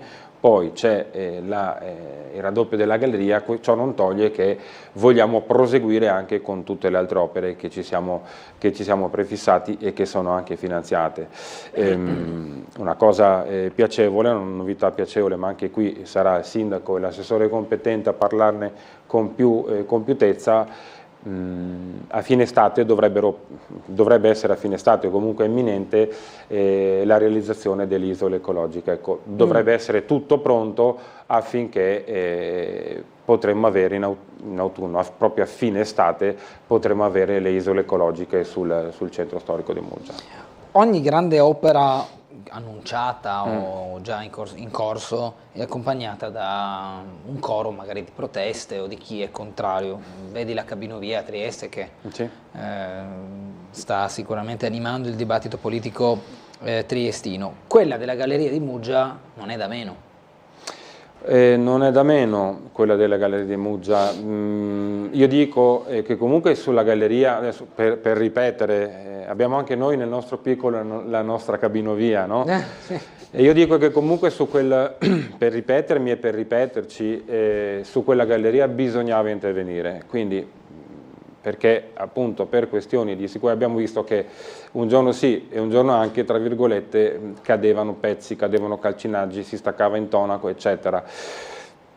Bisognava comunque intervenire con un lavoro importante di consolidamento, e allora tanto fa che proviamo a dire ok, guardiamo un attimo più avanti, cerchiamo di immaginarci la Muggia del domani. L'altro ieri ero con mia moglie e le mie bimbe, eravamo in centro storico seduti in gelateria ed è un piacere enorme. Io mi immaginavo Muggia chiusa al traffico, mi immaginavo quella come isola pedonale con un percorso ciclabile che la attraversa, perché anche di questo si tratta. Quindi io prevedo un innalzamento della qualità della vita per i muggesani enorme e un innalzamento anche delle opportunità economiche su quel territorio lì. Faccio l'esempio sempre di via San Nicolò, quando non era pedonale, tutte le proteste che c'erano, ora che è pedonale via San Nicolò piuttosto che altre vie. Certo, i lavori della galleria saranno anche qui lavori che coinvolgeranno una ventina di mesi, 20-22 mesi per la realizzazione, però signori, secondo me è un gioco che vale la candela se vogliamo avere una Muggia completamente diversa e molto più vivibile. Cambierà anche l'accesso alla zona del lungomare, diciamo quella balneabile, per quanto riguarda la viabilità intendiamoci. No, diciamo che l'accesso cambierà nel senso che non ci saranno più le code al semaforo che vediamo adesso, perché adesso deve passare anche un autobus in senso contrario, bisogna attendere il semaforo, nei momenti di punta la fila è lunghissima. Ecco, queste sono attese che se andiamo a misurarle, sono attese che non ci si può permettere, tra virgolette, se vogliamo dare comunque un territorio che sia vivibile e per i nostri cittadini e per quanti decidono di venire a trascorrere una giornata spensierata a Muggia. Dicevamo prima che è partita l'estate ufficialmente da un paio di giorni. Sì. Muggia è presa negli ultimi anni d'assalto da molte persone per quanto riguarda Acquario e le zone vicine, chi si reca per godersi il sole, fare il bagno eccetera. Non è stata però priva di problemi sul discorso sicurezza, intendiamoci, dove il sindaco è stato molto perentorio. Quest'anno diciamo si fa esperienza e memoria di quanto accaduto con quelle situazioni delle baby gang, degli autobus, delle problematiche, e si riesce ad affrontare in maniera più consapevole questa dinamica? È di questi giorni proprio la selezione di alcuni vigili ausiliari, quindi a tempo determinato, che si occuperanno anche di questo, soprattutto di questo, come è stato l'anno scorso. L'anno scorso il sindaco si è fatto portavoce di tutti noi e in modo perentorio ha detto signori, a Muggia non siete graditi.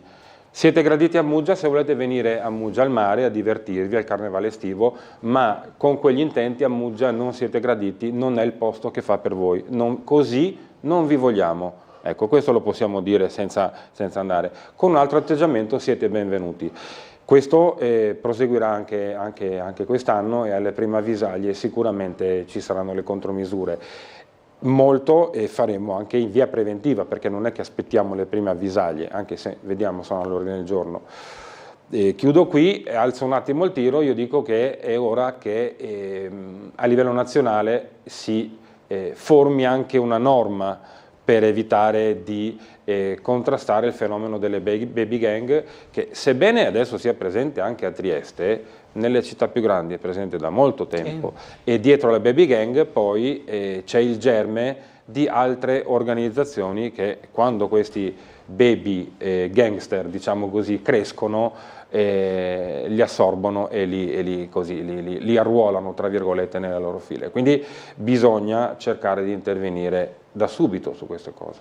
Una mail dice: buongiorno, vorrei sapere quando si prenderanno provvedimenti con i biker portapranzi pericolosi in strada come sui marciapiedi, la maggior parte senza luci, infrangono le norme, perché non sequestrarli in mezzo per una settimana o più? Buona giornata e mai mollare con l'uovo via, scrive un telespettatore. Perché non si è pensato, mi sono perso, di introdurre misure più severe evidentemente per chi, come i rider, per intenderci, diciamo, violano quelli che sono i codici di transito, perché molto spesso vanno in piazze, marciapiedi. È importantissimo sia rider quelli in bicicletta che anche quelli con i motorini, perché non sono da meno. Cioè, dove abito io più di una volta mi è capitato di trovare motorini contromano piuttosto che motorini che per evitare di fare un giro fanno 50-100 metri sul marciapiede. sul marciapiede. Sul marciapiede, che se uno distrattamente esce dal portone di casa e non guarda, come bisogna essere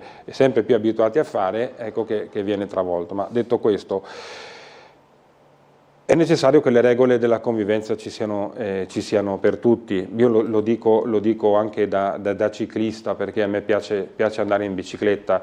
Cerco di evitare sempre che guidi la bicicletta, che guidi la macchina, che guidi la moto, che guidi qualsiasi cosa, comportamenti pericolosi, e soprattutto usare, al di là di quelle che sono i dettami del codice, la cortesia a volte. Un po' di cortesia secondo me ci ammorbidirebbe un po' di più ed eviterebbe anche contrasti e situazioni pericolose per la strada. È vero, la situazione rider va più regolamentata, però da un punto di vista lì non li voglio assolutamente assolvere, ma posso anche capire che questi poveri cristi corrono avanti e indietro per fare le consegne, certo. E loro si guadagnano da vivere così. Ottimo, sì, sì. Soprattutto, ha ragione il telespettatore, soprattutto nel loro interesse sarebbe opportuno che rispettino le norme del codice della strada, e B, che prendano ovviamente gli opportuni provvedimenti di sicurezza, luci, casco, eccetera. Ecco, io il casco sarei intransigente sul casco in bicicletta, anche se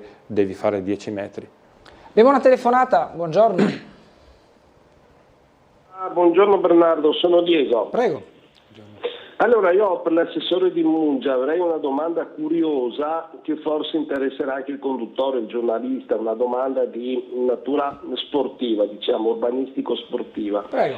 Volevo chiedere se rispetto al progetto presentato tempo fa dal sindaco, da Polidori, ma rispetto anche a quelle che sono state purtroppo le vicissitudini della Triestina negli ultimi tempi, è ancora attivo il progetto della cittadella dello sport collegata alla Triestina nella zona di Montedoro, Certo. e se sì, le tempistiche previste per la realizzazione dell'opera, sperando sempre che non ci siano ulteriori problemi societari legati ovviamente alla Triestina. Ecco, tutto qua. Questa è una domanda alla quale vorrei appunto avere una risposta esauriente dall'assessore. Io con questo vi saluto, vi ringrazio e vi auguro una buona giornata. Altrettanto, grazie, buona domanda. Buona domanda, buonissima domanda, grazie al cittadino che ci dà l'opportunità di dire ancora un giorno in più, Forza Unione, no?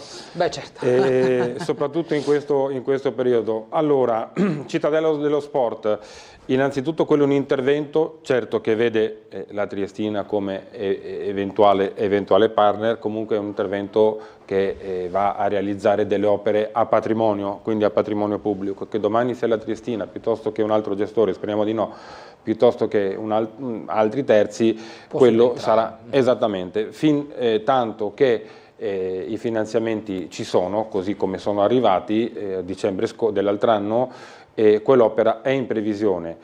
Adesso vediamo quelle che sono le tra virgolette vicissitudini societarie. La situazione di pericolo mi sembra che si sia un attimino sedimentata, e con l'iscrizione e con anche il ricorso che ci ha permesso di recuperare 2 dei 9 punti che ci graveranno sul groppone già a inizio stagione. Vediamo, sicuramente la Triestina proseguirà con quelli che sono gli intenti in questo progetto, e vedremo appunto di realizzare l'opera così come è stata pensata, in modo tale che ne abbia a beneficio tutto il territorio. Sulle tempistiche non mi voglio spingere, magari ecco, questo lo metto come un proponimento e lo giro al sindaco, perché è lui che sta seguendo direttamente la vicenda, quindi ha maggiori informazioni del sottoscritto. Sicuramente però nei giorni scorsi, nelle settimane scorse c'è stato, no, la perplessità di dover rinunciare a questo tipo di progetto, no? Immagino, insomma, anche nella giunta ne avete parlato. C'è stata un po' di amarezza, no? C'è stata un po' di amarezza, e ripeto, per le sorti della nostra Triestina, per i nostri greghi, e soprattutto per le sorti anche di quello che è un progetto veramente importante, è un progetto inedito che potrebbe essere proprio sul nostro territorio, un progetto che servirà non solo alla realtà sportiva Triestina Calcio, ma sarà un progetto che comunque vedrà anche l'utilizzo sicuramente da parte della nostra realtà calcistica locale. Una mail dice: cosa c'è adesso dove c'era il bagno della polizia? C'è il bagno della polizia trascurato, c'è il bagno della polizia in disuso. Io mi ricordo, avevo forse 8-9 anni, quando sono stato uno degli ultimi che è andato al centro estivo con il centro estivo comunale per fare la battuta rispetto a prima, a fare il bagno nel bagno della polizia, dopodiché, quindi sono più di 40 anni che il bagno della polizia è così. Purtroppo appartiene a un fondo particolare, è tra virgolette una realtà a metà fra pubblico-privato, quindi il comune in questo c'entra veramente poco. Lì stiamo cercando, non con poche difficoltà comunque, di fare in modo che qualcosa venga alla luce anche lì. Di più non posso dire, per ovvie ragioni, tra virgolette, non di riservatezza, ma per ovvie ragioni di contatti che si stanno prendendo, perché è davvero un delitto che quell'area sia abbandonata, trascurata e secondo me anche pericolosa. Andrebbe chiusa meglio, perché abbiamo notizie di ingressi notturni e non solo in quell'area lì, e veramente potrebbe essere pericoloso.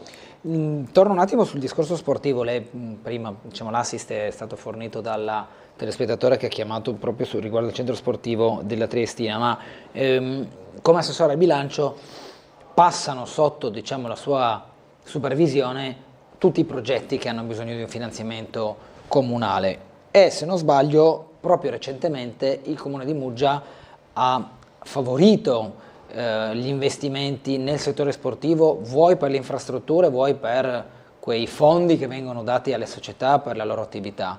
Possiamo fare un po' la fotografia del momento? Ma avremo importanti lavori sullo stadio Zaccaria, sì, tra pista di atletica, spogliatoi, eccetera, certo, spogliatoi che adesso inizieranno anche quelli. Dopo, anche questa è una cosa, sentiamo parlare degli spogliatoi dello Zaccaria da 20 anni, 20-25 anni. Ero stato eletto nel 2001 che si parlava degli spogliatoi dello Zaccaria, quindi facciamo un po' i conti. E abbiamo stanziato anche, sempre con utilizzo di avanzo di bilancio, i 70.000 euro, una quota di 70.000 euro per il rifacimento anche dell'impianto luminoso dello stadio Zaccaria, e ci saranno anche lì importanti lavori. È stato rifatto il campetto, il campo a 7, non dimentichiamolo, abbiamo rifatto il campo del Manto a 7. Sarà importante vedere di trovare i fondi anche per, io dico glorioso perché ne ero il presidente dello Zaule, per il manto del Nazario Corrente. Ormai ha bisogno di una riqualificazione, di una ristrutturazione, il manto erboso, tra virgolette, in erba sintetica del Corrente, anche perché sennò poi non è più idoneo all'utilizzo per le competizioni. Certo, passano sotto, tra virgolette, non dico la lente, ma sotto l'attenzione dell'assessorato al bilancio, perché dell'ufficio finanziario passano tutte le opere che hanno bisogno di finanziamento, anche quelle che sono finanziate da enti terzi, come vediamo le opere pubbliche piuttosto che altri interventi, e sono veramente tante, abbiamo fatto un calcolo che sono più di 35 milioni di euro che in questo momento Muggia in questi anni si vedrà realizzare sul territorio. Sono cantieri che a presto inizieranno e cambieranno molte cose. Le volevo fare questa domanda: dall'Europa arrivano bandi, possibilità, spiragli per accedere a finanziamenti, a progetti? Magari i comuni più grandi hanno maggiore attenzione anche maggiori risorse umane che possono all'interno dell'amministrazione dedicarsi a questo, però un comune come quello di Muggia riesce a captare finanziamenti europei per un comune come quello di progetti? Muggia è riuscito a captare finanziamenti europei in termini di PNRR, se vogliamo, su tutto ciò che riguarda la digitalizzazione dell'ente. Importanti risorse sono arrivate da questo punto di vista, 400.000 euro circa, che non è poco per un comune come quello di Muggia, e per i comuni piccoli, tra virgolette, medio-piccoli, per i quali il PNRR passa come un aeroplano sopra, no? E non si ferma, a meno che non vi siano delle realtà. Vedi la Regione con il progetto formativo adesso per la digitalizzazione, anzi invito nuovamente tutti i mugesani e cittadini ad andare in Caliterna, dove c'è la palazzina servizi di Caliterna, perché lì c'è il progetto che la Regione con fondi PNRR sta facendo di, io la chiamo alfabetizzazione digitale, ma per il mio caso si parla di alfabetizzazione digitale, o comunque di diffusione digitale e di utilizzo degli strumenti digitali per il dialogo fra cittadino e pubbliche amministrazioni, quindi non solo comune, ma un INPS piuttosto che un servizio sanitario, piuttosto che altre realtà. Le volevo fare una domanda politica.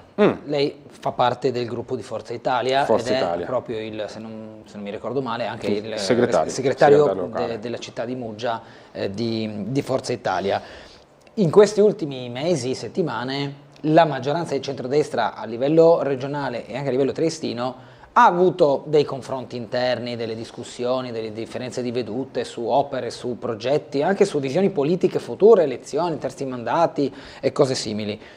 Qual è l'approccio di Forza Italia a riguardo, visto che è stata chiamata in causa, in particolare in quella crisi che poi si è risolta con un confronto anche tra il Presidente Federica e la Premier Meloni, alle parole del Ministro Ciriani sul discorso sanità che è sotto la competenza dell'assessore Riccardi. Certo, allora ovviamente non sono io l'interlocutore diciamo più titolato per rispondere a questa domanda. Chiedo una sua opinione. Infatti. Una mia opinione, ma si vede già con i fatti, abbiamo visto che adesso Regione FVG con l'assessorato di Riccardi ha aumentato anche le retribuzioni, no? Del personale sanitario. Ecco, c'è lo sblocco dei fondi aggiuntivi, le risorse aggiuntive regionali, è raro, no? Esattamente, è raro e scusateci se poco, tra virgolette, ma questo per dire che cosa? Per dire che certo, come in tutte le migliori famiglie, ci sono frizioni interne che possono essere a livello nazionale, a livello regionale, a livello locale, però poi alla fine contano i fatti, alla fine contano i risultati e comunque il lavoro va avanti anche se ci sono queste frizioni. Quindi una coalizione vincente che cosa sa fare? Pur nel confronto interno riesce a mandare avanti le cose, riesce ad amministrare e questo è nell'esempio principale. Abbiamo visto il caso Regione Sanità. Io vi dico a Muggia, adesso vi faccio un segreto, magari lo dico pian pianino, così sottovoce. Noi a Muggia lavoriamo con un'armonia che è quasi inedita. Noi al di là di quelle che possono essere in maggioranza, dico, di quelle che possono essere le divisioni partitiche piuttosto che le diverse vedute politiche, c'è sempre il confronto. Non andiamo mai al voto per alzata di mano in giunta, per esempio, ci confrontiamo, ne parliamo, a volte anche in modo acceso. È come il temporale estivo, rinfresca e non fa allagamenti, rinfresca e poi viene sempre il sole di nuovo e si va avanti. Sarei, voglio dire, disonesto professionalmente se non lo direi. È successo anche a me di avere un confronto acceso, magari con altri colleghi, però ecco, finisce lì, nel giro di 5 minuti e poi si va avanti a lavorare. A Muggia lavoriamo con una serenità quasi seria, una serenità serissima, ma anche goliardica se vogliamo, quindi ci permettiamo anche di consolidare il rapporto tra di noi in giunta e con tutta la maggioranza su questo. Ciò non toglie che appunto non si abbia la serietà per mandare avanti i progetti e vediamo se vi snocciolo un po' di cifre fanno impallidire per la mole di opere e di progetti che abbiamo per Muggia. Questo può essere facilitato dal fatto che si tratta comunque di un comune più piccolo? Sì, questo certo, però il comune di Muggia, tutti dicono il comune più piccolo, magari si può paragonare a Tavagnaco, sì, però il comune di Muggia è un comune che è un comune capofila per tutti i servizi di ambito socioassistenziale, eccetto Trieste, per quello che è il perimetro che va da Sistiana, dal comune di Dunia Aurisina fino a San Dorligo, tutti i comuni dell'Altopiano Carsico e Muggia, e poi è un comune che è in una fascia confinaria, quindi è un comune che anche se è piccolo per il numero di abitanti, come estensione e varietà di territorio, abbiamo visto prima anche a Muggia insiste la maggior fetta del territorio di Coselak, no? Varietà di territorio e soprattutto come funzioni che fa l'ente è molto articolato, perché noi abbiamo delle funzioni, svolgiamo delle funzioni come un ente molto più sovraordinato rispetto alla fascia del comune di Muggia. Faccio un'ultima domanda perché siamo in chiusura di questa prima parte. Quanto sta pesando, non so se può essere un termine giusto, la tassa di soggiorno per il comune di Muggia in termini di reinvestimento? Ma sta pesando in senso di servizi, in termini di servizi molto, nel senso che è qualcosa che permetterà di finanziare molti servizi e molte opere. Ora eravamo a 120 mila euro, però 2024 più una piccola quota del 2023, perché avevamo iniziato in corso d'anno. E poi è una particolare imposta che si può spendere nel momento in cui viene introitata, ecco, diciamo così, passatemi questo termine molto gergale, così spurio, gergale, esattamente, quindi man mano che si incassa si può destinare. È fissa, sta aumentando? Cioè c'è una proiezione ottimistica per il 2025? Diciamo che siamo andati, a dati di consuntivo l'anno scorso, siamo andati in quello che tecnicamente si chiama sfondamento, quindi abbiamo superato le previsioni di bilancio. Esattamente. Ho capito. Ultima cosa, per quanto riguarda il comune di Muggia, mi sono dimenticato, è un comune molto stimolante per chi ci lavora dentro, perché pur essendo un comune piccolo e quindi anche in senso verticale il dipendente deve svolgere diverse mansioni, è comunque un comune che appunto per le peculiarità di territorio, essendo un comune confinario, un comune capofila, dà sicuramente un'esperienza professionale interessante e importante. Grazie ad Andrea Mariucci, assessore al bilancio del comune di Muggia, una buona giornata e un buon lavoro. Grazie a voi, buongiorno. Pubblicità, ci rivedremo tra poco.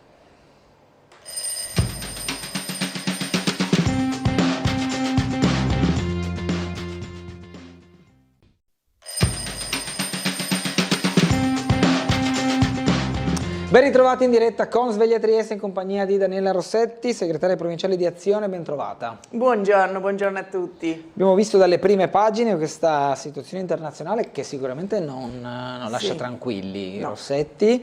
Hanno delle ripercussioni, almeno da un punto di vista di allerta, anche nelle città come Trieste, dove tra Sinagoga, Aviano, vogliamo spaziare in regione, e punti sensibili, l'allerta è salita. No bene.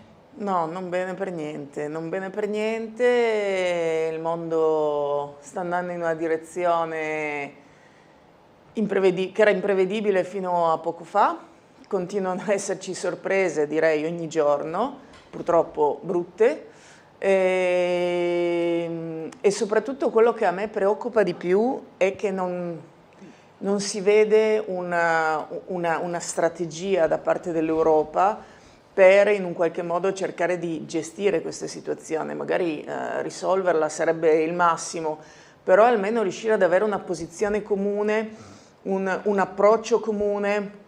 Invece vedo che ognuno è molto va per la sua strada, non c'è un grande coordinamento. Onestamente da parte del governo italiano vedo abbastanza prudenza, che comunque non guasta in queste situazioni, però secondo me manca proprio un approccio comune. E io sono sempre più convinta che, vabbè, non è questione neanche di essere convinti, sono i fatti secondo me che lo dicono. Gli Stati Uniti hanno preso una strada che fino a poco tempo fa era impensabile. Giocano da soli e non giocano più all'interno di un patto atlantico e non sono più un partner che si possa considerare affidabile e con cui si possano preparare delle strategie per gestire insieme situazioni di geopolitica complesse. E quindi l'Europa deve, secondo me ormai è evidente, deve prendersi carico della sua difesa, della sua situazione geopolitica, senza aspettarsi da altri attori a livello globale un supporto, un aiuto. Quindi secondo me più che mai vale il discorso della politica di difesa unica all'interno dell'Unione Europea. Sarebbe ci permetterebbe di essere più indipendenti appunto dagli Stati Uniti, che comunque ci hanno, diciamo, lasciato fondamentalmente, e di essere un po' più autosufficienti, di efficientare le spese, perché comunque se andiamo a vedere le spese in difesa di tutti gli Stati membri, spendiamo molto di più di quello che potremmo spendere se la difesa fosse messa a fattor comune, e sarebbe anche, quindi costerebbe meno e sarebbe molto più efficiente ed efficace. Non vedo che si stia andando onestamente in quella direzione, però diciamo, come in altre occasioni gli shock sono stati un motivo per costringere l'Unione Europea a fare dei passi in avanti, penso al Covid, che è stata una tragedia, una situazione drammatica, che però ci ha in un qualche modo fatto progredire come Unione Europea. Magari anche da questa situazione, onestamente, che non so come andrà a finire, penso che nessuno lo sappia.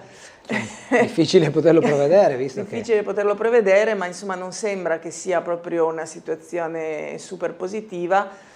E magari anche da questo riusciremo a cogliere l'occasione come europei per fare un balzo in avanti e riuscire ad unire le forze ancora un pochino in più e completare, se non altro almeno portare avanti quello che era stato il progetto europeo iniziale, che è iniziato e poi si è un po' onestamente bloccato, per cui noi come europei ora, come istituzione europea, siamo a metà del guado, no? Alcune cose sono comuni, altre sono ancora lasciate agli stati nazionali e ci troviamo un po' appesi. Non è una situazione decisamente ottimale.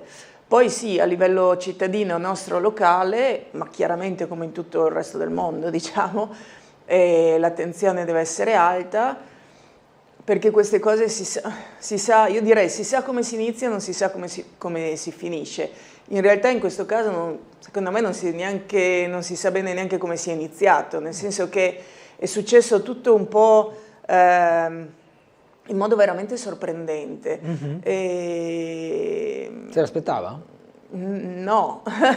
Neanche da Trump? Da uno che è un po', diciamo, fuori dagli schemi? Ho capito che è uno un po' fuori dagli schemi, però c'è modo e modo per essere fuori dagli schemi. Cioè, questo signore ha fatto tutta la campagna elettorale sul fatto che gli Stati Uniti non avrebbero più combattuto guerre esterne, guerre che non gli appartenessero, diciamo, che dovevano ritirare i soldati dagli scenari di guerra in giro per il mondo. Quindi era l'ultima persona da cui ci si poteva aspettare invece un ingresso a gamba tesa, come dire. Sì, proprio a gamba tesa, ma degli Stati Uniti, cioè non un supporto a un altro Stato in guerra, come potrebbe essere un supporto a Israele, ok. No, entrare in prima persona, sì, in prima linea. Come in prima linea. E sta smentendo tutto quello che ha detto nella sua campagna elettorale, ma anche nella sua precedente presidenza. E per cui sì, onestamente un po' sorprendente. Speriamo bene, non so, cioè è una situazione talmente fuori previsione. Fuori previsione, ma vabbè, io ho 53 anni, ma insomma dalla seconda guerra mondiale in poi non credo ci sia stato un momento di così forte tensione internazionale che riguardasse così da vicino anche l'Europa. Per cui per tutta la mia generazione, ma anche tutta la generazione precedente, è un qualcosa che non si è mai vissuto prima e speriamo che si trovi una soluzione diplomatica sicuramente e che non si vada oltre, ecco, perché poi il concetto è che se io provo, cioè ogni gesto ha una sua esatto, qualcuno inizia, va bene, inizia con una piccola cosa, vabbè, tutto relativo, no, ovviamente, ma facciamo un discorso in generale, al di là del caso specifico. Uno inizia con un'altra piccola cosa, con una piccola cosa. Il paese che viene colpito, diciamo, dice no, beh, ma io non posso subire questa cosa senza dimostrare una sorta di reazione e quindi in un qualche modo reagisco. L'altro dice sì, però tu mi hai fatto quello e si innesca una reazione a catena che veramente non si sa dove può andare a finire. Allora gli Stati Uniti dicono non siamo in guerra con l'Iran, ma noi con il abbiamo programma semplicemente nucleare iraniano. attaccato il programma nucleare. Allora, va bene tutto, però tu hai bombardato comunque un paese estero, sovrano, poi la puoi mettere giù come vuoi, però hai fatto quello. D'altronde gli iraniani dicono, eh sì, questi ci hanno bombardato, non possiamo farci bombardare senza dire nulla, no? E quindi si innesca questa cosa terrificante che veramente non si sa dove possa andare a finire. E, oltretutto c'è una cosa che onestamente devo dire la verità non mi è chiarissima. L'arricchimento dell'uranio per fare la bomba atomica. Qualcuno dice che stavano arricchendo uranio a una percentuale tale che l'utilizzo nella civile non è pensabile, quindi quell'arricchimento poteva portare solo ed esclusivamente alla costruzione di una bomba atomica.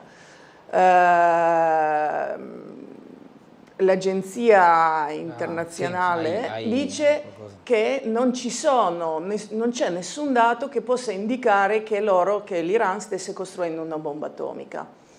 Quindi non si capisce. Io non vorrei che abbiamo già visto una guerra per impedire l'uso di armi di distruzione di massa, no? Che poi non esistevano, non vorrei che fosse una cosa simile. Io questo non lo so, okay, perché ci sono informazioni contrastanti, onestamente, almeno che io non mi sia persa qualche passaggio. Ho ricostruito fedelmente. E per cui lo scopriremo, però lo scopriremo a posteriori, e il che è abbastanza inquietante, no? Per cui poi sì, Merz che dice vabbè, Israele sta combattendo una guerra per tutti, cioè ci sono delle frasi, delle situazioni, delle cose che vengono dette che lasciano intuire, come è ovvio che sia, che noi cittadini non abbiamo tutte le informazioni, certo, no? certo. Che ha chi ci governa.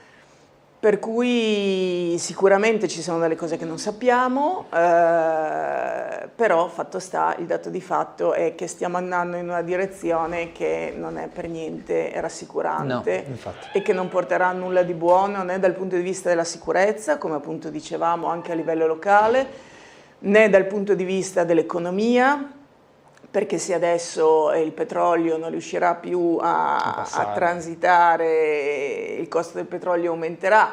Lì c'è poi il fatto anche che se il costo del petrolio aumenta, la Russia ci guadagna a vendere il suo, quindi in realtà andiamo indirettamente, diciamo, l'Occidente va ad aiutare quello che in questo momento è un nostro, tra virgolette, nemico. Quindi molto complesso, perché ci sono guerre diverse in campo e che sono però tutte collegate fra di loro, e attori in campo che giocano ruoli diversi sui vari piani. Complessissimo, e che dire, speriamo bene. Ti faccio vedere per stemperare questa vignetta che ci manda Marco Englaro: ogni mattina una nuova guerra. Bei tempi quando era solo guerra tra noi due, giustamente, dice Englaro. Allora, sentiamo anche una telefonata che già ci aspetta da un po' e poi andremo in pubblicità. Buongiorno. No, ma andate pure in pubblicità, magari facciamo una telefonata. No, non si preoccupi, possiamo parlare. No, perché poi magari non vorrei che mi rispondete dopo la pubblicità. Allora vabbè, se lei ha pazienza di aspettare Io pazientissima, benissimo, non c'è problema. Allora un qualche minuto di pubblicità e poi torniamo subito da lei. A tra poco.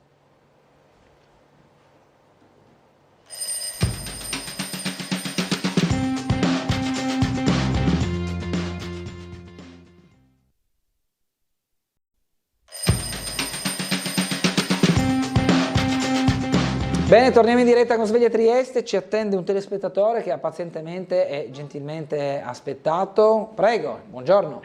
No, grazie a voi per la gentilezza. No, allora brevemente, no, come ha ribadito la vostra ospite, evidentemente l'Europa non c'è, adesso che l'Europa è isolata, perché gli Stati Uniti fanno quello che vogliono e così anche le grandi potenze, dovrebbe proprio veramente mettersi insieme e diventare un'unica, diciamo così, forza. Questo è il primo punto.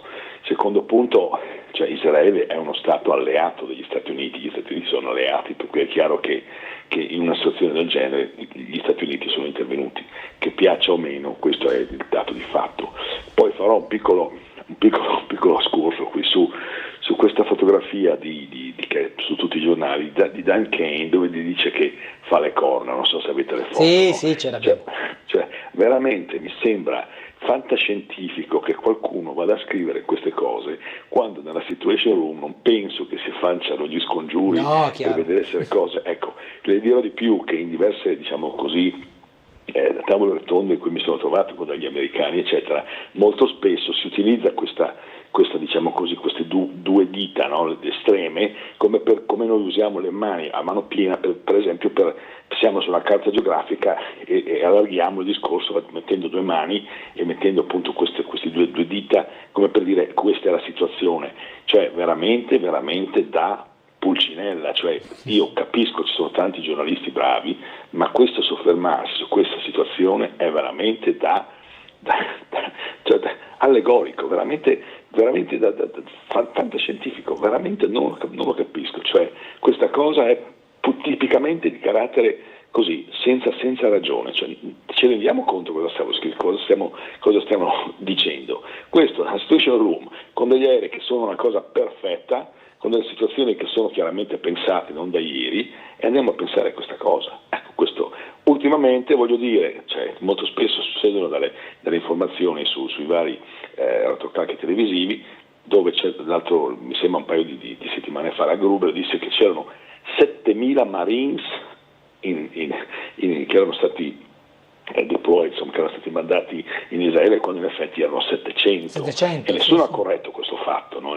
Per cui se uno sente dice cavolo, hai visto 7.000 Marines? Ecco, comunque sono d'accordo con quello che ha detto la vostra ospite riguardo gli aspetti, diciamo così, di creare un'Europa più unita che faccia fronte a queste situazioni di carattere diplomatico, sempre comunque rendendoci conto che l'Iran ha sempre dichiarato guerra e sempre dichiarato, diciamo così, la sua determinazione a eliminare Israele. Mm-hmm. E questo nasce dagli Hezbollah, nasce da Hamas, eccetera, eccetera. È chiaro che se dicessero a noi l'Italia che li vogliamo eliminare, metti, non so, la Slovenia o quello che è, non penso che saremmo tanto tranquilli. Ecco, tutto lì. Grazie, buongiorno. Grazie. Rossetti, cosa sì, no, si sente di dire? Sono d'accordo. Corna a parte, dico, no? Dice che proprio professa in modo aperto il fatto che Israele deve essere eliminato dalla faccia della terra, quindi ha ragione il telespettatore, sul fatto che l'informazione debba essere molto attenta a fare informazione e non gossip, e non interpretazione fantasiosa di notizie, situazioni, gesti, e sono assolutamente d'accordo. L'informazione ha un ruolo fondamentale. Una democrazia funziona solo se c'è una corretta informazione. L'informazione deve essere imparziale, dopodiché può anche dire, secondo me ci sta che il giornalista dica io la penso così o la penso in un altro modo, ma deve essere fatto in modo aperto, in modo che chi ascolta sa che quella persona la pensa in un certo modo e quindi sta dando una certa impostazione, no? Deve essere fatto in modo chiaro. Deve essere data voce a tutti, ma deve essere, occhio cosa vuol dire tutti, tutti vuol dire che le opinioni sono opinioni, dopodiché però i fatti sono fatti. Per cui se qualcuno dice un qualcosa di oggettivamente sbagliato, è compito del giornalista, secondo me, correggere, fare pressione affinché chi è intervistato, dica la sua opinione, ma su dei fatti che sono corretti, perché se no vale tutto. Certo. Io vedo alcuni telegiornali, parlo di situazioni nazionali, quindi non sto parlando di Tele4, qui invece penso che abbiamo le competenze oggi per poter andare a fare analisi geopolitiche internazionali su scenari di guerra. A tutti i livelli. Io per primo, quindi per amore del cielo, insomma. No, questo vale a tutti i livelli, però devo dire la verità che Tele4 secondo me fa un ottimo lavoro. Grazie. Quindi non sto parlando di voi, però in alcuni casi, in alcuni TG nazionali, si vede, cioè l'intervista al politico è mettere il microfono e lasciare che il politico dica la qualunque, senza un minimo di incalzo e dire no, guarda che però quello che stai dicendo non è vero. non che non puoi avere quell'opinione perché ci mancherebbe, ma il dato oggettivo deve essere il dato oggettivo, no?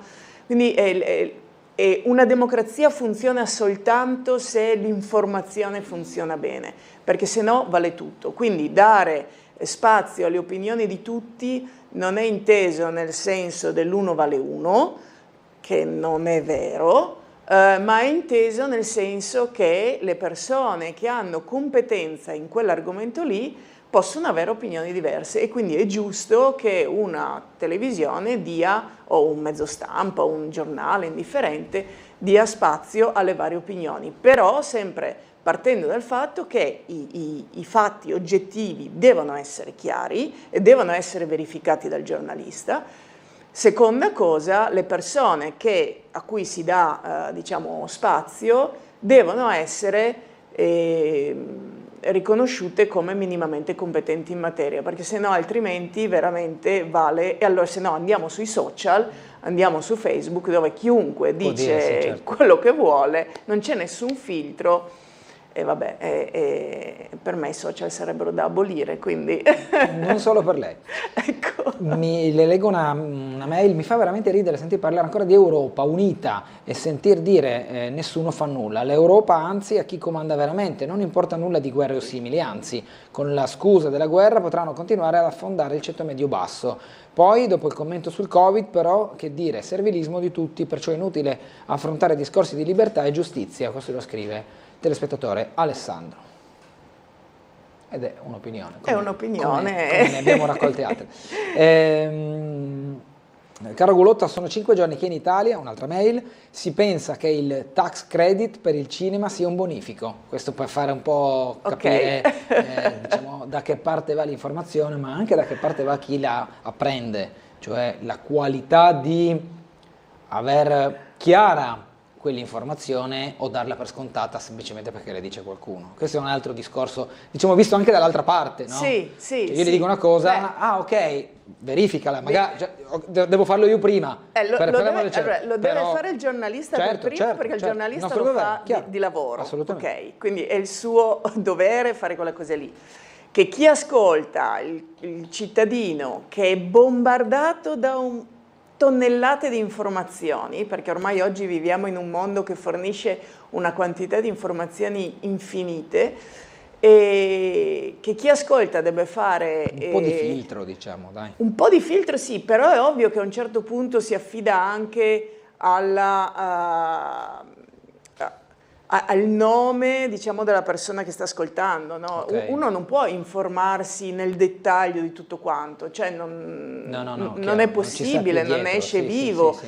E quindi dice, vabbè, quella persona mi sembra una persona affidabile, ha sempre detto delle cose corrette, eccetera, probabilmente dice una cosa corretta anche adesso, ci sta. Non possiamo approfondire tutto, nessuno sa tutto di tutto, no? Anche appunto chi lo fa di mestiere come un giornalista poi si specializza su un campo, perché non può essere esperto di tutto. Assolutamente. Quindi sì, sta al cittadino fare una scrematura delle fonti di informazioni, quindi se guardo Facebook e guardo quello che scrive chiunque, forse non mi devo aspettare che ci sia una correttezza assoluta dell'informazione, anzi presumibilmente no. Se però guardo un telegiornale, in teoria dovrei potermi aspettare che ci siano le informazioni corrette. Viviamo in una società in cui appunto l'informazione è diffusa e sta a noi cittadini saper scegliere qual è l'informazione seria, credibile, su cui possiamo fare affidamento, sempre con spirito critico, però insomma almeno i dati che vengono riportati dovrebbero essere corretti, e qual è invece l'informazione gossip o l'informazione proprio faziosa e vabbè, assolutamente di parte, oltre anche il limite della normale propensione di una persona a sposare un'idea piuttosto che un'altra. Ecco. Abbiamo una telefonata, buongiorno. Pronto? Allora, non abbiamo la telefonata, andiamo in pubblicità, al rientro Rossetti le domando della vostra iniziativa su Porto Vecchio, così avremo anche uno spaccato su Trieste, visto che Sì. La trasmissione si chiama Sveglia Trieste, anche per qualche motivo. Ci vediamo tra poco.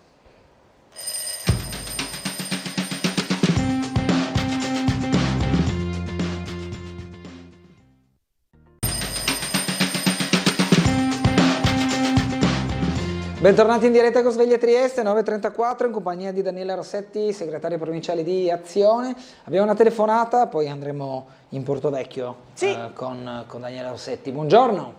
Buongiorno Gulotta, buongiorno a lei e alla Rossetti. Gulotta, Buongiorno. stavo in pensiero, ma veramente stavo in pensiero perché era sparito da parecchio tempo, per cui bentornato. Grazie, sarei rimasto volentieri sparito da questo monitor. Allora, io stanno parlando dell'Europa, ma l'Europa non esiste. Non so se vi siete accorti dello schiaffone che ha preso Macron sullo sportello dell'aereo, oppure come è stato eliminato fra Trump e Zelensky, che l'ha mandato via, ha levato via la seggiola. L'Europa non esiste, loro si chiamano volenterosi, è come a scuola quando va a parlare con i professori, è volenteroso ma non ce la fa, no?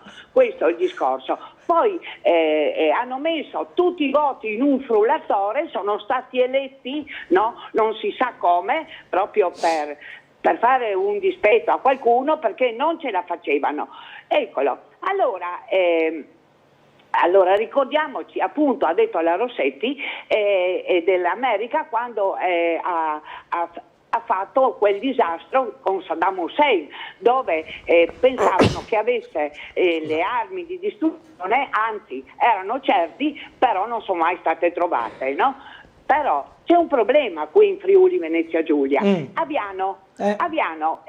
L'uranio è stato appena arricchito nella precedente presidenza di Trump, e adesso noi siamo proprio in mezzo, no? Va bene che ci sono tante basi americane anche in Africa del Nord, ma insomma veramente stiamo andando, non so dove stiamo andando. Eccolo. Saluto a tutti e due.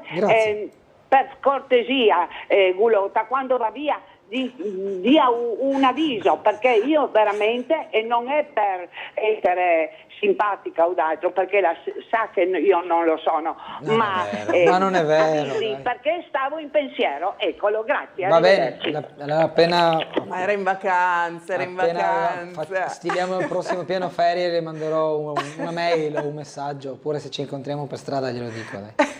Grazie comunque, grazie.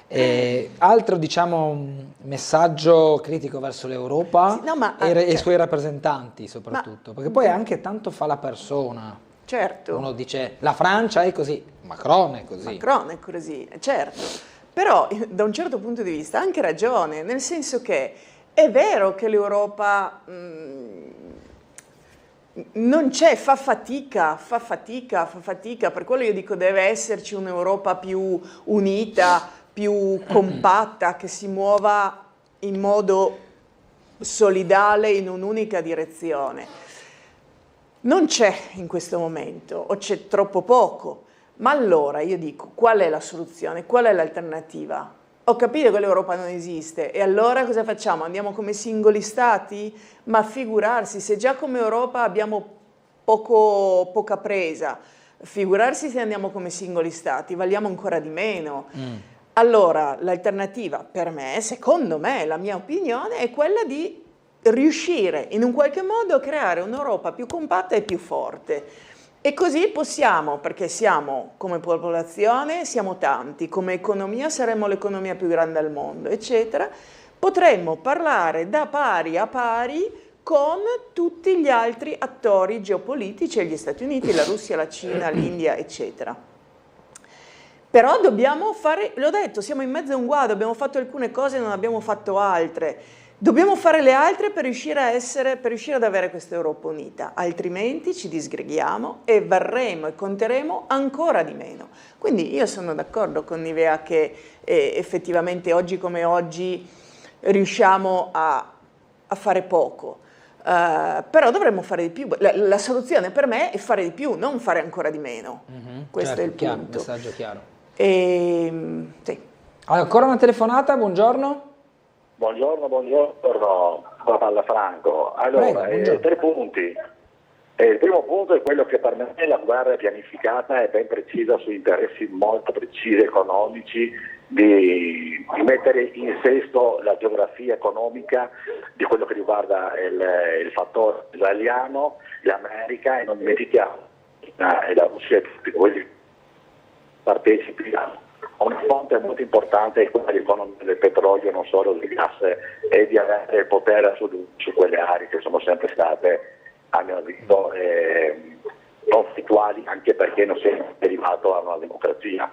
Secondo, su quello che riguarda il giornalismo, se ben guardate, basta fare un giro, abbiamo il tifo giornalistico, basta vedere le reti, c'è una rete che naturalmente condiziona una parte e l'altra parte che condiziona l'altra. Alla fine però si va sempre in una situazione di non risolvere, ma di ritardo. Si è fatto ultimamente un referendum dove ci sono problemi che erano vecchi a conoscenza della politica, non è mai intervenuto in modo concreto. Invece sulle situazioni non si riesce a capire del problema dell'industria ormai stanno anche in Europa, non si fa niente e si fa finta di giocare sotto scala per non portare fuori problemi che probabilmente non ci sono le soluzioni. Però al di fuori di questo il giornalismo in Italia è ormai è caduto in una situazione ben chiara di solo di fare gli interessi di chi fa il tifo. Basta vedere, passiamo anche il nome, insomma Canale 5 e la 7 sono le due visioni molto concrete di cosa vuol dire fare giornalismo di pubblicità politica. Dall'altra parte la conclusione è questa: nella situazione dove ci troviamo, in una situazione di paura e di inconsistenza su quello che riguarda i problemi sociali che abbiamo, ripeto, il salario e quello che ho detto prima, alla fine non si conclude mai niente, e dunque anche questa è una situazione molto brutta, perché porta alla persona stessa a allontanarsi sempre di più di quello che riguarda una cosa molto importante che è la politica. Buongiorno e arrivederci. Grazie. Allora, la prima parte abbiamo capito poco, nella seconda un po' di più riguardo il fatto che il giornalismo comunque ha una sua vocazione, secondo chi ha chiamato, molto clientelistica nei confronti della politica. Ha citato poi due emittenti nazionali. Un po' è diciamo anche argomento che abbiamo trattato poco fa. Però insomma è giusto dare spazio anche all'opinione di questo telespettatore rispetto alla situazione di guerra economica, perché questo è stato l'incipit del suo intervento, e che alla fine è quello, no, che muove l'interesse, soprattutto il denaro, l'accordo commerciale, le terre rare, chi più ne ha più ne metta. Sono d'accordo, poi ci dovrebbe essere anche il diritto internazionale, che però stiamo vedendo che purtroppo viene messo non in secondo piano, ma anche in terzo e quarto piano. Sì. Vero. Torniamo a Trieste invece. Sì. Che tipo di iniziativa è quella vostra? Perché Portovecchio? Sì, allora, perché Portovecchio? Perché Portovecchio è la partita più importante che si sta giocando a Trieste, e adesso direi non la più importante, ma la più importante a pari merito con quella del Porto, che vabbè è di questi giorni. Dopo le chiedo un commento. Allora, a Portovecchio abbiamo fatto un incontro pubblico la scorsa settimana, cercando di affrontare la tematica di Portovecchio con una prospettiva leggermente diversa da quello che si è fatto, rispetto a quello che si è fatto finora. Abbiamo cercato di vedere quello che è il progetto attuale che ha presentato Costim e che ha presentato anche il Comune, insomma su cui si sta lavorando, e abbiamo cercato di vedere se questo progetto risponde a quelli che sono i fabbisogni della città, e poi al di là del progetto attuale quali sono i fabbisogni della città. Quindi avevamo questa doppia prospettiva. Guardando il progetto attuale, cosa c'è lì dentro? Lì dentro c'è del residenziale, ci sarà del residenziale, del commerciale, degli alberghi, sarà molto improntato al turismo, la marina, eccetera, molto molto turistico. Quindi abbiamo parlato un po' di cos'è il turismo. Trieste sta vivendo inizia a vivere alcuni aspetti dell'overtourism, cioè dei problemi che vengono portati nelle città da un turismo che non viene gestito nel modo corretto. Aggiungere un'area così grande come Portovecchio incentrata sul turismo potrebbe aumentare questi problemi. Allora, prima di tutto i servizi che devono essere messi a disposizione per i cittadini di Trieste e solo in secondo piano per il turismo. Altrimenti si dà priorità al turista e il cittadino viene messo in secondo piano e a un certo punto non riesce più a vivere nella propria città e se ne va. Questo è proprio l'effetto, questi sono risultati di studi a livello mondiale su città che si sono sviluppate dal punto di vista turistico. Venezia è un esempio. Venezia è un esempio, ma tantissime altre. Quindi la prima attenzione deve essere data ai servizi ai cittadini. E in Portovecchio onestamente non mi sembra ci siano tanti servizi ai cittadini. Seconda cosa, trasferimento degli uffici della regione. Va benissimo perché così si dà un impulso allo sviluppo di Portovecchio, ok. Però occhio perché Portovecchio non deve essere visto come Portovecchio, deve essere visto come una parte della città, cioè lo sviluppo deve riguardare tutta la città, altrimenti creiamo un'isola che va a non integrarsi con il resto di Trieste. Allora, se noi spostiamo gli uffici della regione in Portovecchio, cosa facciamo degli uffici della regione che la regione lascia vuoti in città? Qualcuno si è posto questo problema, al momento non c'è una soluzione per questo, quindi è un trasferimento che riempie un posto, Portovecchio, ma svuota un altro posto, quindi è un problema che va risolto. Poi ci sarà del residenziale, ok, residenziale può essere o per gente che già vive a Trieste e che si trasferisce in Portovecchio, ma allora torniamo al problema di qui sopra, cioè vuota parte della città perché lascia la casa attuale per andare in Portovecchio, oppure sarà per dei turisti che acquistano, gli austriaci, i tedeschi, eccetera, che acquistano. E qui il mio terrore è quello che diventi una specie di Portopiccolo 2.0, nel senso che gli appartamenti vengono acquistati da persone che hanno disponibilità di denaro, a cui piace avere una casa a Trieste e va benissimo, ma che vengono qui per starci 1 o 2 settimane e dopodiché c'è il deserto. Se voi andate a Portopiccolo, io ci sono ritornata anche 2 o 3 settimane fa, cioè oggettivamente c'è il deserto, tutti i negozi anche di panetteria, supermercateria che c'erano all'inizio non esistono più perché non possono vivere lì, non possono vivere. Quindi diventa un guscio vuoto, quindi occhio, questo è un aspetto importante. Quindi abbiamo analizzato l'impatto turistico di questa cosa qui. Dall'altra parte, cosa servirebbe a Trieste? A Trieste abbiamo un fenomeno che non è solo caratteristico di Trieste ma di tutta Italia e non solo dell'Italia neanche, del calo demografico. Trieste è una città che è strutturata circa, come case, servizi eccetera, per 250-300 mila abitanti e la popolazione attuale è di 200.000 in calo. In calo. Quindi noi adesso andiamo ad aggiungere un territorio che è pari circa a 1/5 della città attuale. È una cosa enorme. Quindi dobbiamo stare attenti perché stiamo desertificando il nostro territorio. Cosa dobbiamo fare? Tutti dicono sì, dobbiamo trattenere i nostri giovani. I nostri giovani, un po' che ce n'è pochi perché non facciamo tanti figli, quindi ce n'è pochi, la natalità è poca. Un po' quei pochi, spesso e volentieri, se ne vanno all'estero per studiare, per lavorare, per fare esperienza ed è anche giusto che sia così. Sarebbe poi bello che a un certo punto tornassero e portassero questa esperienza di nuovo nel loro territorio, ma insomma vabbè. Comunque è giusto che le persone anche circolino, la circolazione dei cervelli, va bene. Il punto è che dovremmo essere in grado di attrarne da fuori. Allora, cosa potremmo fare? Si dice la scienza, sì certamente, la scienza è un attrattore, ma già abbiamo a Trieste tanti poli scientifici che funzionano bene, molto bene, sono centri d'eccellenza. Il turismo attrae, ma non attrae gente che si ferma qui, e oltretutto il turismo dà spesso e volentieri un lavoro poco retribuito, di bassa retribuzione, un lavoro povero, diciamo. Allora, data la vocazione storica di Trieste, la sua posizione geopolitica, la posizione di centro di un mondo che non è il mondo prettamente italiano, ma è un mondo più mitteleuropeo, e sta al confine di due mondi.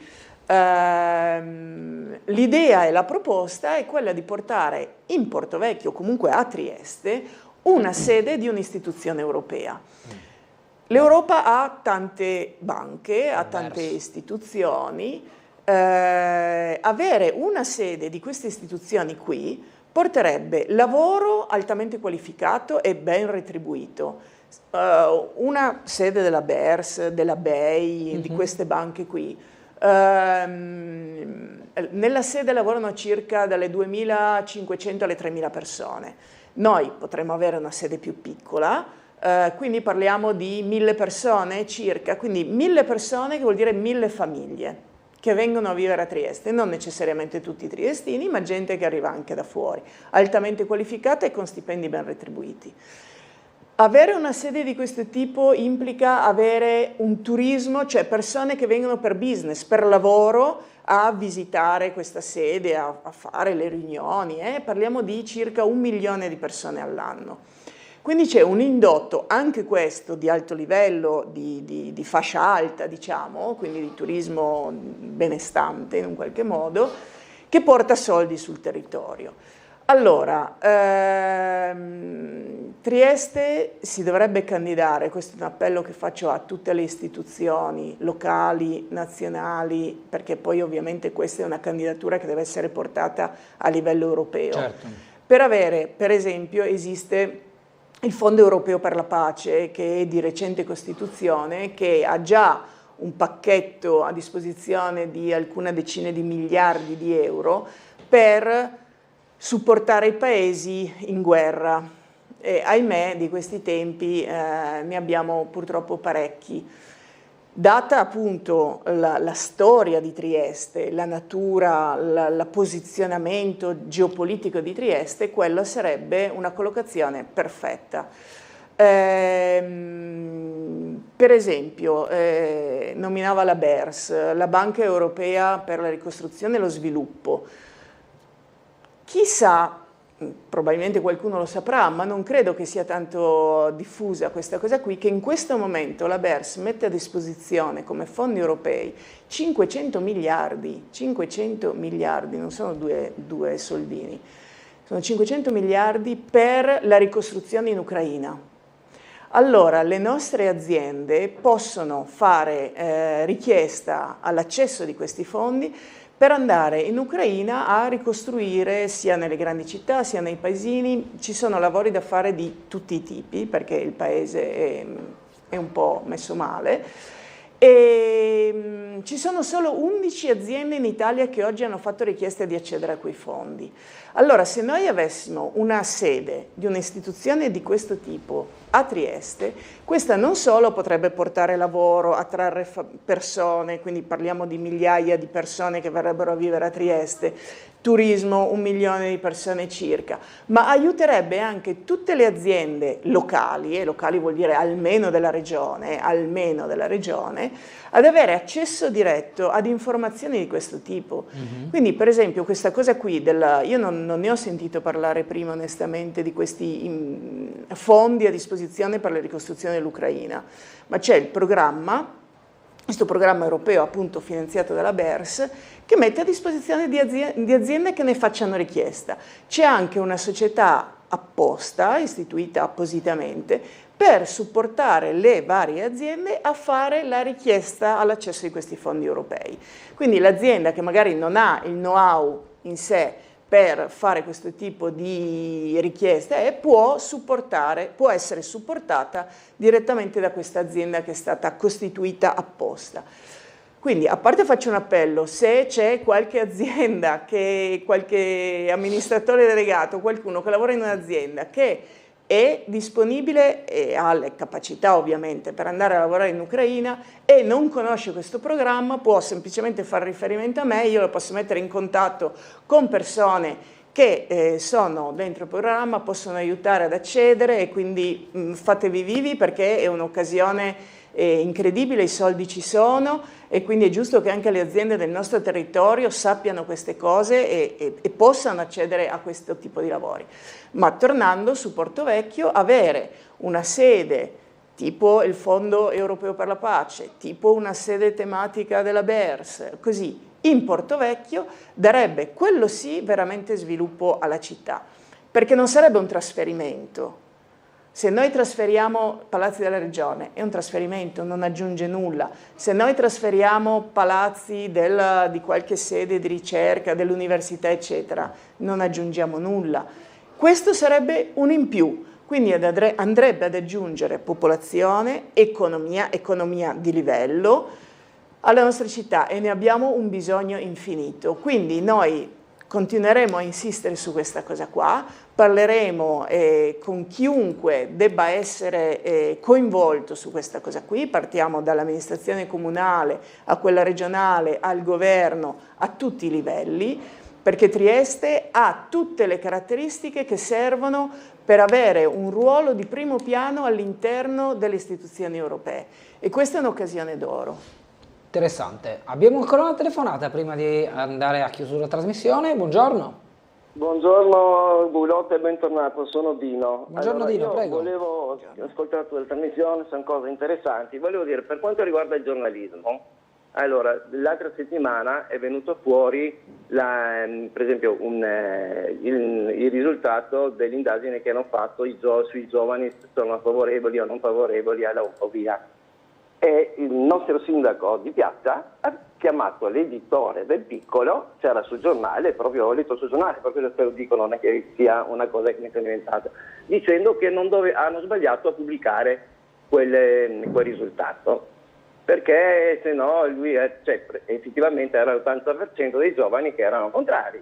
E l'editore gli ha risposto Pallerina, che ha detto, sì, caro sindaco, lei può dire quello che vuole, noi siamo dei giornalisti liberi, facciamo la nostra professione, che faccia bene, quando fa bene parliamo quello che fa bene, quando fa male diciamo quello che fa male. Noi non abbiamo detto che lei fa male, noi abbiamo detto date un risultato effettivo che constata che i giovani triestini l'80% non vuole la logoria. Ecco, ma poi ti dirò per dirti le questioni sulle notizie del giornalismo. Poi io tante volte sento anche sul 4 e 4 una cosa altra, tutte le persone che parlano sulla legge dell'immigrazione e anche i politici che vengono in trasmissione, non solo qua ma anche nazionali, dicono sì, la sinistra ha fatto questa legge a favore dei immigrati, ma io mi chiedo, la legge che è in vigore si chiama ancora adesso Bossi e Fini. Allora io dico, perché c'è sempre questo traverso a sembrarsi che tutto il centro-sinistra abbia fatto solo le leggi a favore degli immigrati, quando la legge ha un nome e anzi due cognomi, un segretario della Lega all'epoca e un segretario di Alleanza Nazionale. Allora anche questa è una per sbizzarre le cose. Io dico, i giornalisti a questo punto ogni volta dovrebbero fermare il tipo che dice ha fatto la sinistra, ma scusi un attimo, lei che è centrodestra, chi ha firmato quelle leggi? Sono ancora in vigore? Ecco, per dirti come viene tralasciato la verità sul fatto, questo punto primo. Poi volevo dirti una cosa, noi abbiamo fatto degli incontri insieme con le associazioni sindacali e anche con la Caritas abbiamo parlato.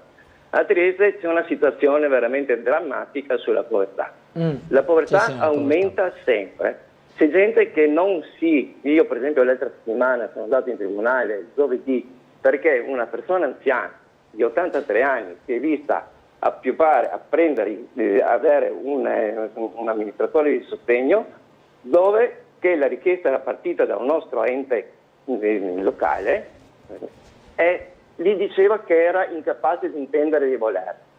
Io mi sono fatto portare la cartella clinica, sono andato a leggere tutte le cose, sono andato al medico personale di questa persona e lui mi ha fatto il certificato dove che la signora è capace di intendere e volere. Ma io mi chiedo, ma come? E poi dopo è venuto fuori perché c'era un interesse di figlio indifferente per queste cose. Io dico, ecco, le persone sono abbandonate, non hanno un sostegno. Queste persone qua si ritirano e povere vanno veramente a rischio di perdere la propria capacità mentale perché si sentono soli e non si sentono di nessuno tutte le altre, soprattutto anche della parte, diciamo, sanitaria.